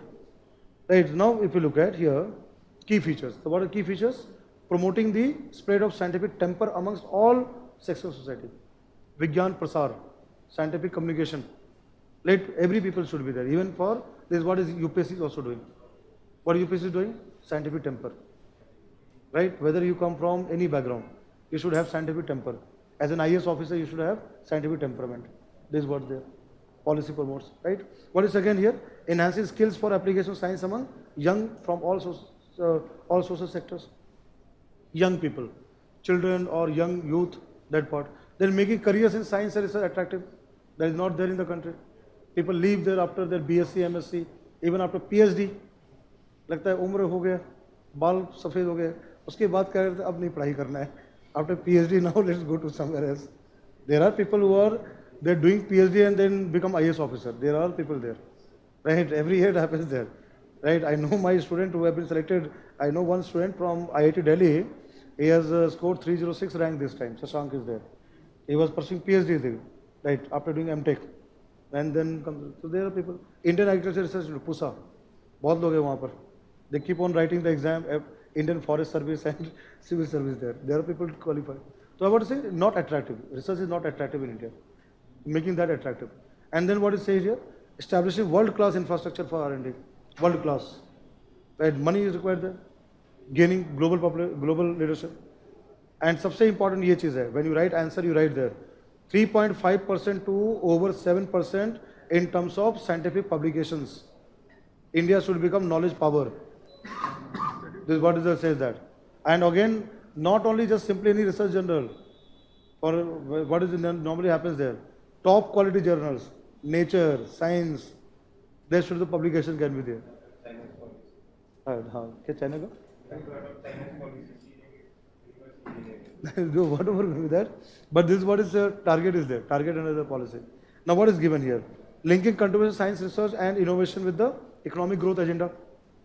What is economic growth agenda? Faster growth, inclusive growth, sustainable growth. This is what their technology science should come there. And what is the last year? Creating environment for enhanced private sector participation. Academia industry link. Right? This all I've taken from the India Yearbook and those documents there. Now enabling conversion of R&D output with societal commercial application, PPP mode. So I've said something in the class, lab to market. How we take from lab to market approach, lab to field.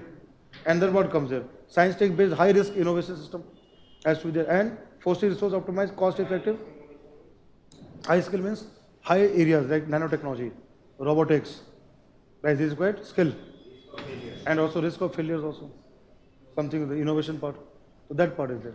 And then comes technology domain, cost effective. हमारे देश में क्या चीज बात होता है affordability का.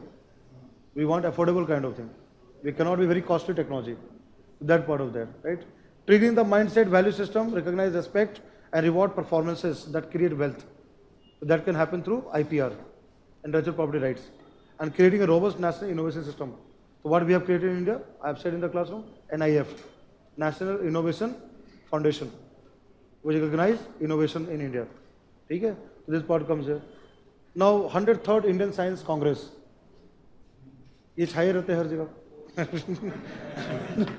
प्रधानमंत्री Shri Narendra Modi. So with what you find in the hand, there's something which was unveiled. I have said that in again beginning of the classroom. Technology Vision 2030. 35 days. This one. 35. TFACT.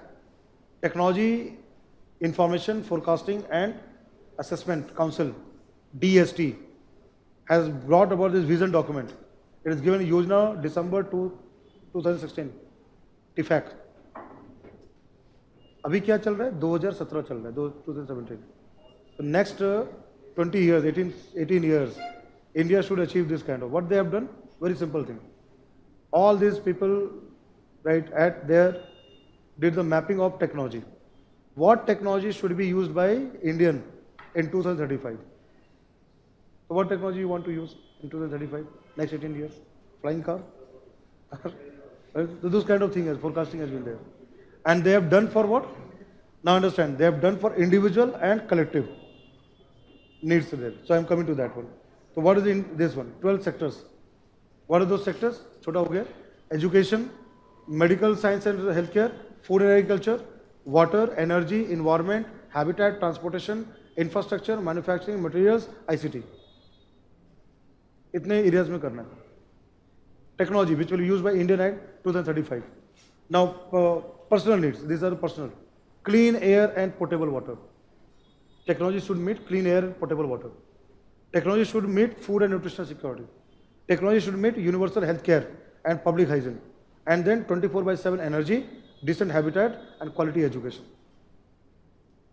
Right? Like for example, I'll give example. Augmented reality, virtual reality, or where it will come, augmented reality, education. So children can have augmented reality. Even it's happening now. Can get something better, more than what they're studying in biology or chemistry or mathematics. This is the next thing what is happening. I'm saying that is what's in technology, how the technology can come. That part of it. And what a collective, this one, safe and speedy mobility. So India is going to have bullet trains. Maybe 2035, Hyperloop. We can have Hyperloop also there. That can be possible. Then what comes here? Public safety, national security. We should have better safety part. Again, technology will come there. Today we are talking CCTV cameras. Think of that technology which can have more public safety. I have given that IoT, Internet of Things. It can be a next thing for public safety also there. Then what comes? Cultural diversity, vibrancy, archaeological sites, designs, tourism. So here will be tourism. How technology can promote tourism. And then comes what? Transfer effective governance. We are doing now e-governance or good governance, online, NEGP, Digital India, all is happening there. Then what is given? Disaster, climate resilient, earthquake prone structure, tolerant structure, flood resistant structures, all those things. Then eco-friendly conservation natural resources. Like how we can do green mining. Just take example. Today the mining is not greener. How technology can make it greener mining will not lead to more deforestation, will not lead to more pollution. That's got collective kind of priorities, right? And this is what they have done, all the forecasting into 4 areas. What are 4 areas? Those technology which can be readily deployed has been developed, now deployable. Second category, those that needs to be moved from lab to field, developed in the lab but not in the market, lab to market. Third category, those that require targeted research, more research is required, more R&D is required. And what is 4? Still in imagination. Right? We are still in imagination there. Think of any still in imagination which has not become reality. Only in the imagination is there. Huh? Imagination part is there. A very good example. There is a habitable space, or let's say space tourism, for example. But it has started there, but habitable place on moon or something on that. Mars, there is Mars also there. Now this is a part there. This they have done there. Like I'll give just two examples, and then I'll move on that. Let me do one thing. Advanced clean coal technology. Second column has been highlighted. What is second column? Is there in the lab? It can go to the market. What is third one? It also requires furthermore targeted research, R&D. Now look at this one. Self-healing pipelines. Self-healing pipelines. If the pipeline develop cracks, it will heal there. That is the third one, which requires targeted research. And fourth, still in imagination. Right? This example. Dew harvesting. You know, one is morning dew. Mountain dew is morning dew. So, morning dew, what happens? We can harvest that dew. It's given there, dew harvesting. Again, what? Technology exists in the lab. It can be taken to the market. Dew harvesting. And third, more research required. So they have done for all such areas. Right? This is how the technology domain comes into that. Now, this is all what they have identified. And this is what you will study in current affairs more. You will come more and more current affairs, Internet of Things, wearable technology. I've said virtual reality, augmented reality, synthetic biology, like stem cells, then regenerate brain-computer interface, bioprinting, stem cells, organ and all this. That 3D printer can be used there. Precision agriculture, robotic farming, started, robotic farming. Then you have vertical farming. This building can be farm. This is farm. Next floor, farm. Above that, farm. Right? That is the word vertical farming there. Japan is, and other countries up there. Then interactive food. What is interactive food? It's not that you ask food and food come and get into that. What is interactive food there? Customized food based on body requirement. That is interactive food. Then autonomous vehicles is going to have driverless car. Already started there. Now bioluminescence, Jugnu, you know, Jugnu. So this bulb what we have, the CFL and all this. Imagine you have such kind of bioluminescent material and it glows. Right, like a Jugnu and fire glow, that kind of technology. Then what says? 3D printing of buildings. Building will printed 3D printer. Then what happens? Yes, earthquake prediction. Today it is not very foolproof. Then weather modification technology, like cloud seeding and all, you know that. Cyclone can be diverted, that kind of thing there. Right, so this they have identified there. Now scientific programs, Inspire, which you know that. What is Inspire? Innovation science pursued for inspired research. Right? And within that, what we have started now? Manak. Now what is the Inspire? School children are given scholarship. 2 lakh rupees is given for their education. Right? And they are also mentored. And they also have career opportunities to become scientists. So I put across that part. So this is one program. Now so you can see that. Right? So we should have Einstein, Newton, right? Young Einstein, young Newton. So those what we want there. Right? This is what you have that. Mentorship, the exhibition part you'll find in this part. Then other programs, one is Manak, which I discussed in the class, Million Minds, Augmented National Aspiration Knowledge. What is creative ideas? Right? Development prototype. Right? Then you have what? FIST, in terms of infrastructure in university. Science tech infrastructure in universities. Then you have PERS. PERS is what? Promotion University Research and Scientific Excellence. Then you have Satyam. मैंने बताया था yoga and meditation. Science and technology by yoga and meditation. Baba Ramdev. Right? तो उसकी तरक्की है यहाँ research के लिए. पतंजलि देव. ना किरण. कहीं शाहरुख खान. किरण. This is another Kiran. This Kiran. कोई किरण तो नहीं है ना यहाँ पर. There is no Kiran in the classroom, right? Online तो नहीं है. अच्छा ठीक है. किरण women scientist program, gender in science there. And then what you have? Nidhi is the innovation fund. What is the National Institute for Developing Harnessing Innovation? Entrepreneurs, they are given, right? And if you look at in this case, this one, a policy is a temporary creed liable to be changed, but while it holds good, it has got to be pursued with apostolic zeal. Mahatma Gandhi. Great quote there. So all these policies are there, but it is not done in a thing, then policy has no meaning there. Right? Now if you look at that. This is one thing which you have to know. Science Tech Policy Program. What is next comes? IPR. Intellectual Property Rights issued with technologies. Now tell me, in IPR, what you learned in economy, how many types of IPR are there? How many types of IPR are there? What you had learned in the economic part, WTO, TRIPS, intellectual property rights. I will discuss the issues part. I'll come to technology part. IPR, which are those? Bus, copyright trademark, industrial IPR and geographical? Copyright. Okay, so let me make that. This is the IPR, two types. What is intellectual? Intangible, which is not tangible, intangible, which you cannot be seen, visible, right? So first comes industrial IPR, and second is called copyright related IPR, copyrights and related rights.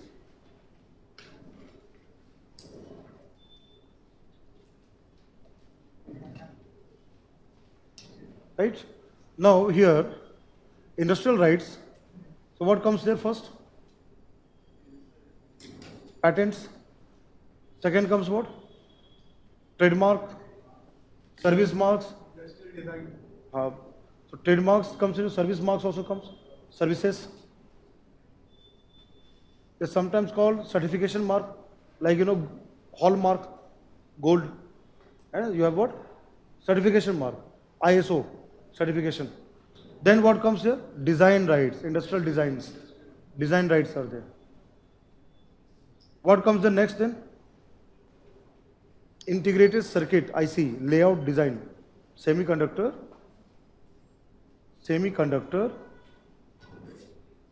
IC, layout design right. There is another type of design is there, design rights. Then what comes here, which you know, GI, geographical indication.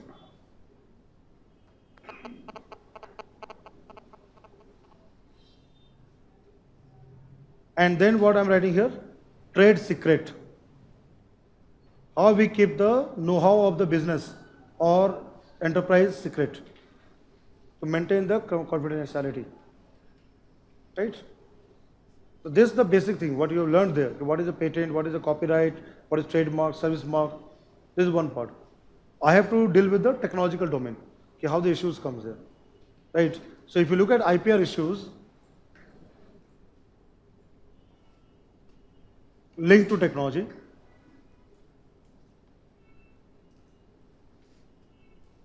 the first thing what you will come across, that is in terms of biotech patent.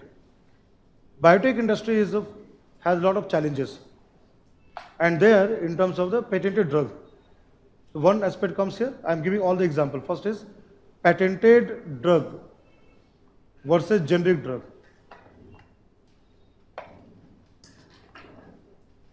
What is a generic drug? Off patent. Right? May have the same efficacy, same effect, but may have certain different formula. And recently, any example which has come into this one? Dispute, litigation.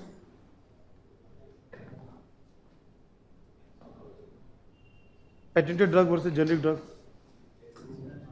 That's what I say. The question really based on current aspect, right?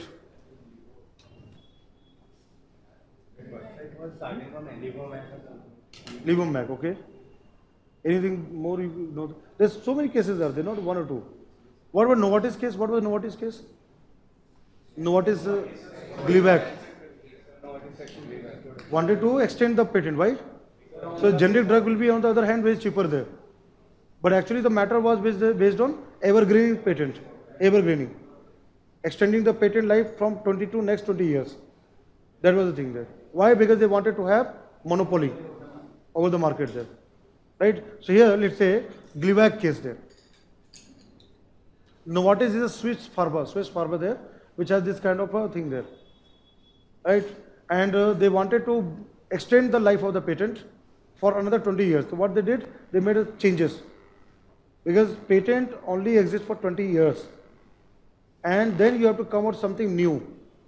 The basic salt, but the salt was the same here. Change, effect was the same. So what Supreme Court has said, as per section 3D, which you have studied that, mere changes of the salt and all, but doesn't have new efficacy, patent will not be given, non-patentable. That's there, right? right? Then let's say here, second thing what comes here, very important thing I'm writing, gene patenting. Let's say human gene patenting. This issue is there. Now tell me, should human gene be patented? Let's say insulin or hemoglobin or any kind of gene there. No, why? That's good there, affect millions of people. R&D will be also affected. People cannot use it without permission of the actual patent holder. Okay, then how come so there are biotech companies who have got the patent over the gene, human gene? Okay, now let's say that. If you have insulin, this insulin, you cannot directly have a patent over the insulin. Why? Because the information already exists in public database, Human Genome Project. But let's say what say, if I make changes there, I'll change here, certain changes I do there. I'll change the sequence there. Change in sequences there. And then what I'll claim, this is not naturally occurring in human body. But the work will be same, function will be same. Right? Let's say, naturally the insulin gene you cannot patent because already information lies in public database and that will be again not allowed. But what I make certain changes here and there and say that this is the sequence which is not there in the human cell. I've done something new and I'll claim a patent over that. This is what the scientists do. They make the changes that says that it is not naturally occurring. Right? So both sides are there. Patent has also been there, not be there. So there's debate going on gene patenting. But on ethical grounds should not be done. This thing, ethics says what? Should not go into that contemporary. Right? Now I'm writing here. GM crops. Now tell me, this is again GM crops, patenting this has been going on. Should we patent BT cotton, BT brinjal, GM mustard? Ethical to alag hai. But what about patenting thing? Will patent be given? Let's say a company who has made GM mustard, can that company get patent over GM mustard in India? No, that's the right there. But whether it will be patented or not, patent will be given or not. Why it will not be given? Essential goods or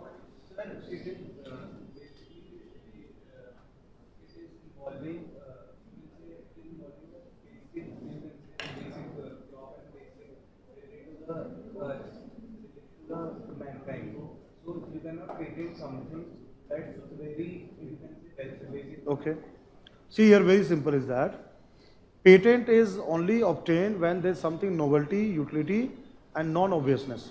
Something which is not obvious, right? Prior art does not exist. If this is satisfied, one will get the patent on GM. If it is not satisfied, patent will not be given. So दोनों side है, हो भी सकता है, नहीं भी हो सकता है. So what is set ground? Always remember that whenever right answer, 3 grounds. Novelty, is it a new, unique? Whether it has got market usefulness, or what is the second thing? Non-obviousness. Is it obvious to any inventor or a person who is working in that field? What is obvious to any person, which already lies there, which is the public domain? Then you know that, okay, this is the way it can be done.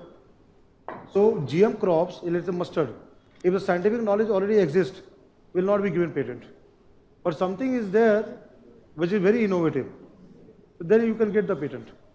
So you have both the side. When you have to right answer, both the aspect comes there, right? So that's why again controversy comes. Certain countries like US and all, they give the patent. Others do not give the patent. Again, the debate happens there, right? Now, another very important topic for this is biopiracy. What is biopiracy? If I write here, for example, turmeric, haldi, turmeric patent, basmati patent, neem patent. Just an example, right?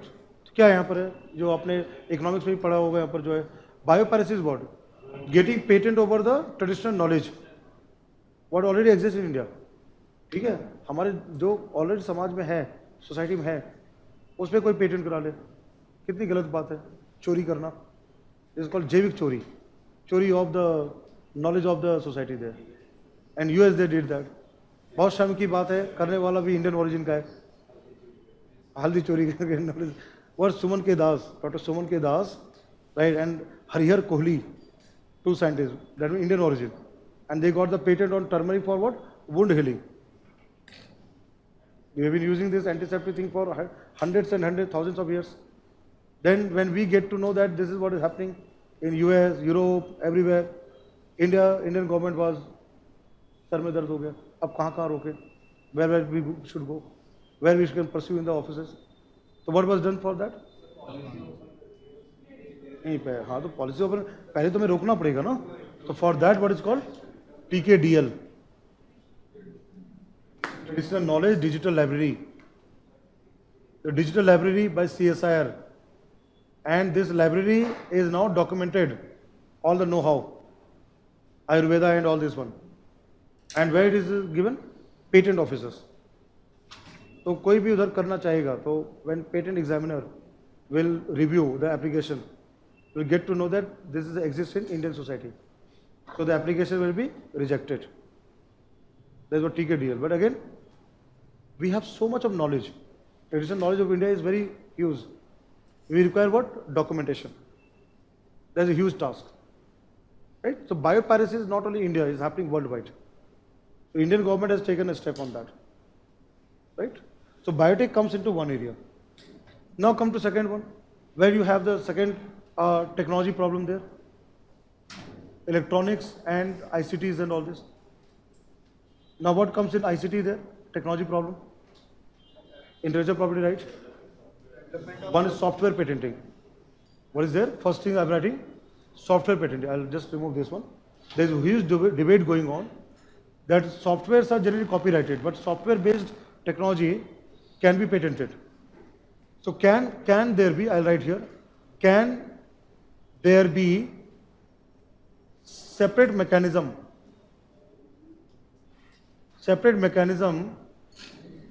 to protect, what I'm writing? Protect software-related technologies. This is now being considered in India also there. Those technologies which are run on softwares. Software is like a brain on which the hardware works. So can there be, besides patent and all this one, can there be another way of doing that? So again the things are going. And then you know that IC layout design. There again this IC layout design. There can also be there, like for example, IBM company and Nokia. I have a case there.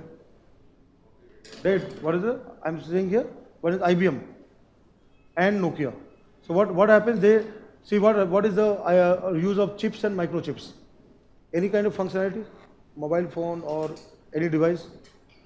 Processor data, the layout. Right? Again, Samsung and Nokia, they had this kind of a case there. Samsung and iPhone, there Apple has this kind of dispute. Right? Clear? So there, what you have to do when you read the newspaper and you come across litigations, law cases, then you apply that whether what you have learned in Indian economy in terms of what is copyright, what is trademark, does that violate the trademark, does it violate the copyright, right? And now I'm coming to next aspect, which you all know that, copyright case there. In copyrights, what all things comes? First is what? Plagiarism. महंगाई डायन खाए जाते. Aamir Khan production पिपली live. Anu Malik कितने lift किया उन्होंने, बहुत lift किया है. ट्यून भी छोड़ा भी नहीं, वो हॉलीवुड के भी उधर के भी गाने को उधर इंडिया में डाल दिया. एक सेलिब्रिटी केस है बप्पी दा और गोल्ड सोना सोना. बप्पी दा is a music composer, right? His tune was lifted by some kind of band there in the US, and he challenged. Now see, that is the himmat of a person there. He challenged that. This is my song. How can you do that? And he won the case, right? He won the case on that. You know one good case, Dan Brown. This is Dan Brown is writer, and which book? Da Vinci Code. You have seen that movie there? Dan Brown book there. He has written other also, demons, angels and demon also there. Right? This is also there. But Da Vinci Code was challenged. saying that it is lifted, plagiarized. Sometimes plagiarism could be on PhD thesis also there. People can take any other PhD thesis and can claim, okay, I have done that, and get a degree there. Copy there, right?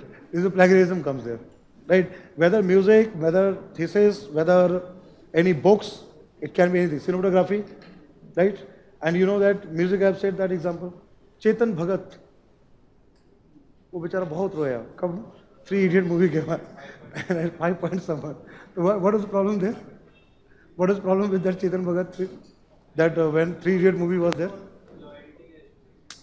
हाँ, चेतन भगत ने बोला ये सब लोग मिलके मुझे बहुत प्यार से took my book there 5 point someone, made all the cinematography, but has not given me any credit.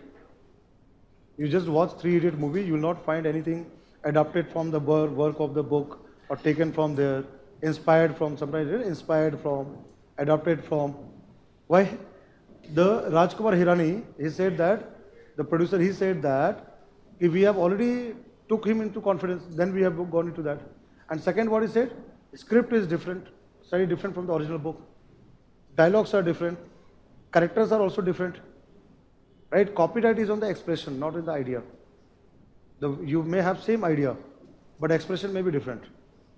Right? So there is a slightly difference from the original book and what you have in the movie.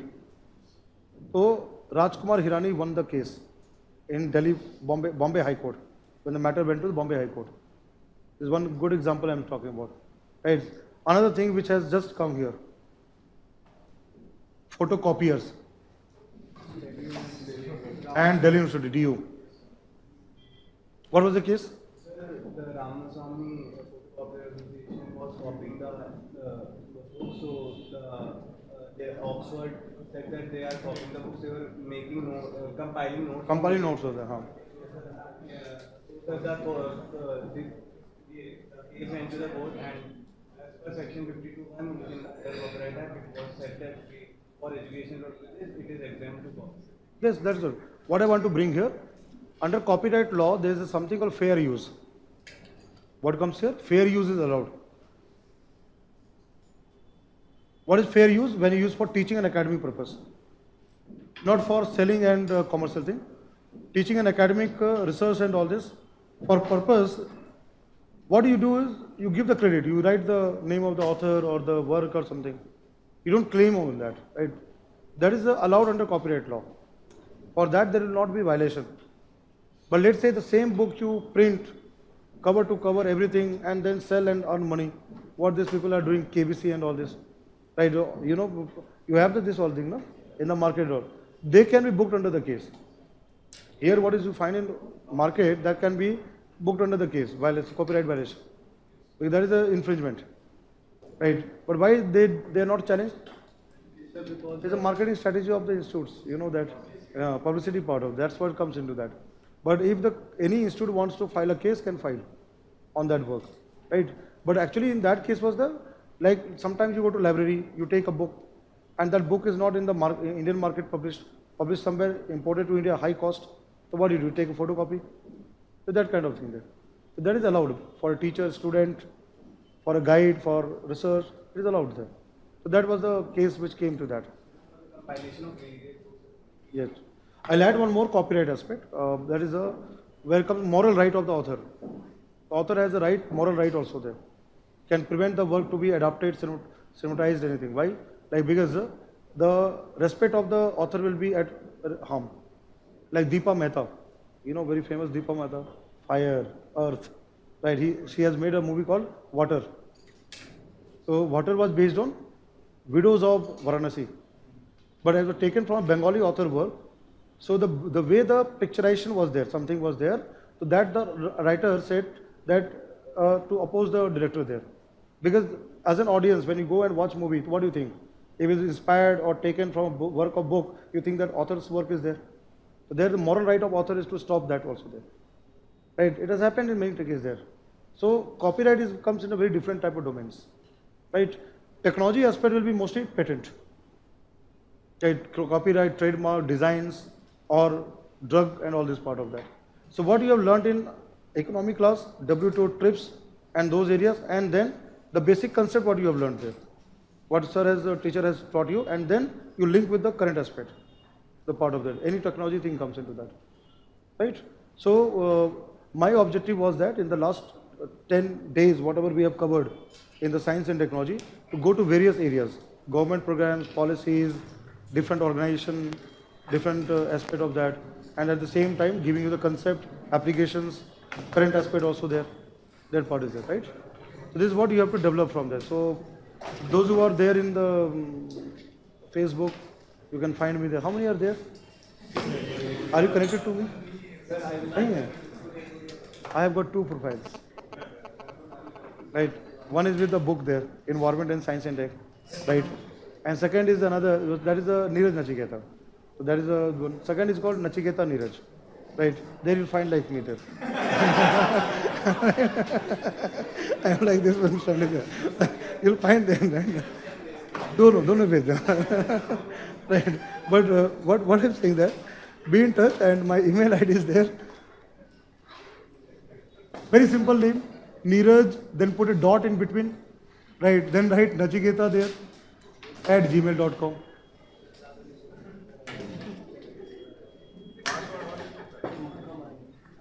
Right? Same way you have that. So those who had my book, well and good. Thank you for purchasing the book. Those who do not have, it's up to your choice, whatever you have studied from that. But you have developed the perspective and things and all. Whatever I have given class notes, handout, even today you will also have the same PowerPoint point put into that, all the handouts, everything. And then wherever you have doubts, मैं हूँ ना, so you can get back to me. और बहुत अच्छा हुआ कि 2 दिन में भीग कर मैं पढ़ाया हूँ क्लास में. This right, अब सूख गए, this is all been right there, right? Okay, good, best of luck and study well and keep in touch, right? Thank you everyone. Thank you.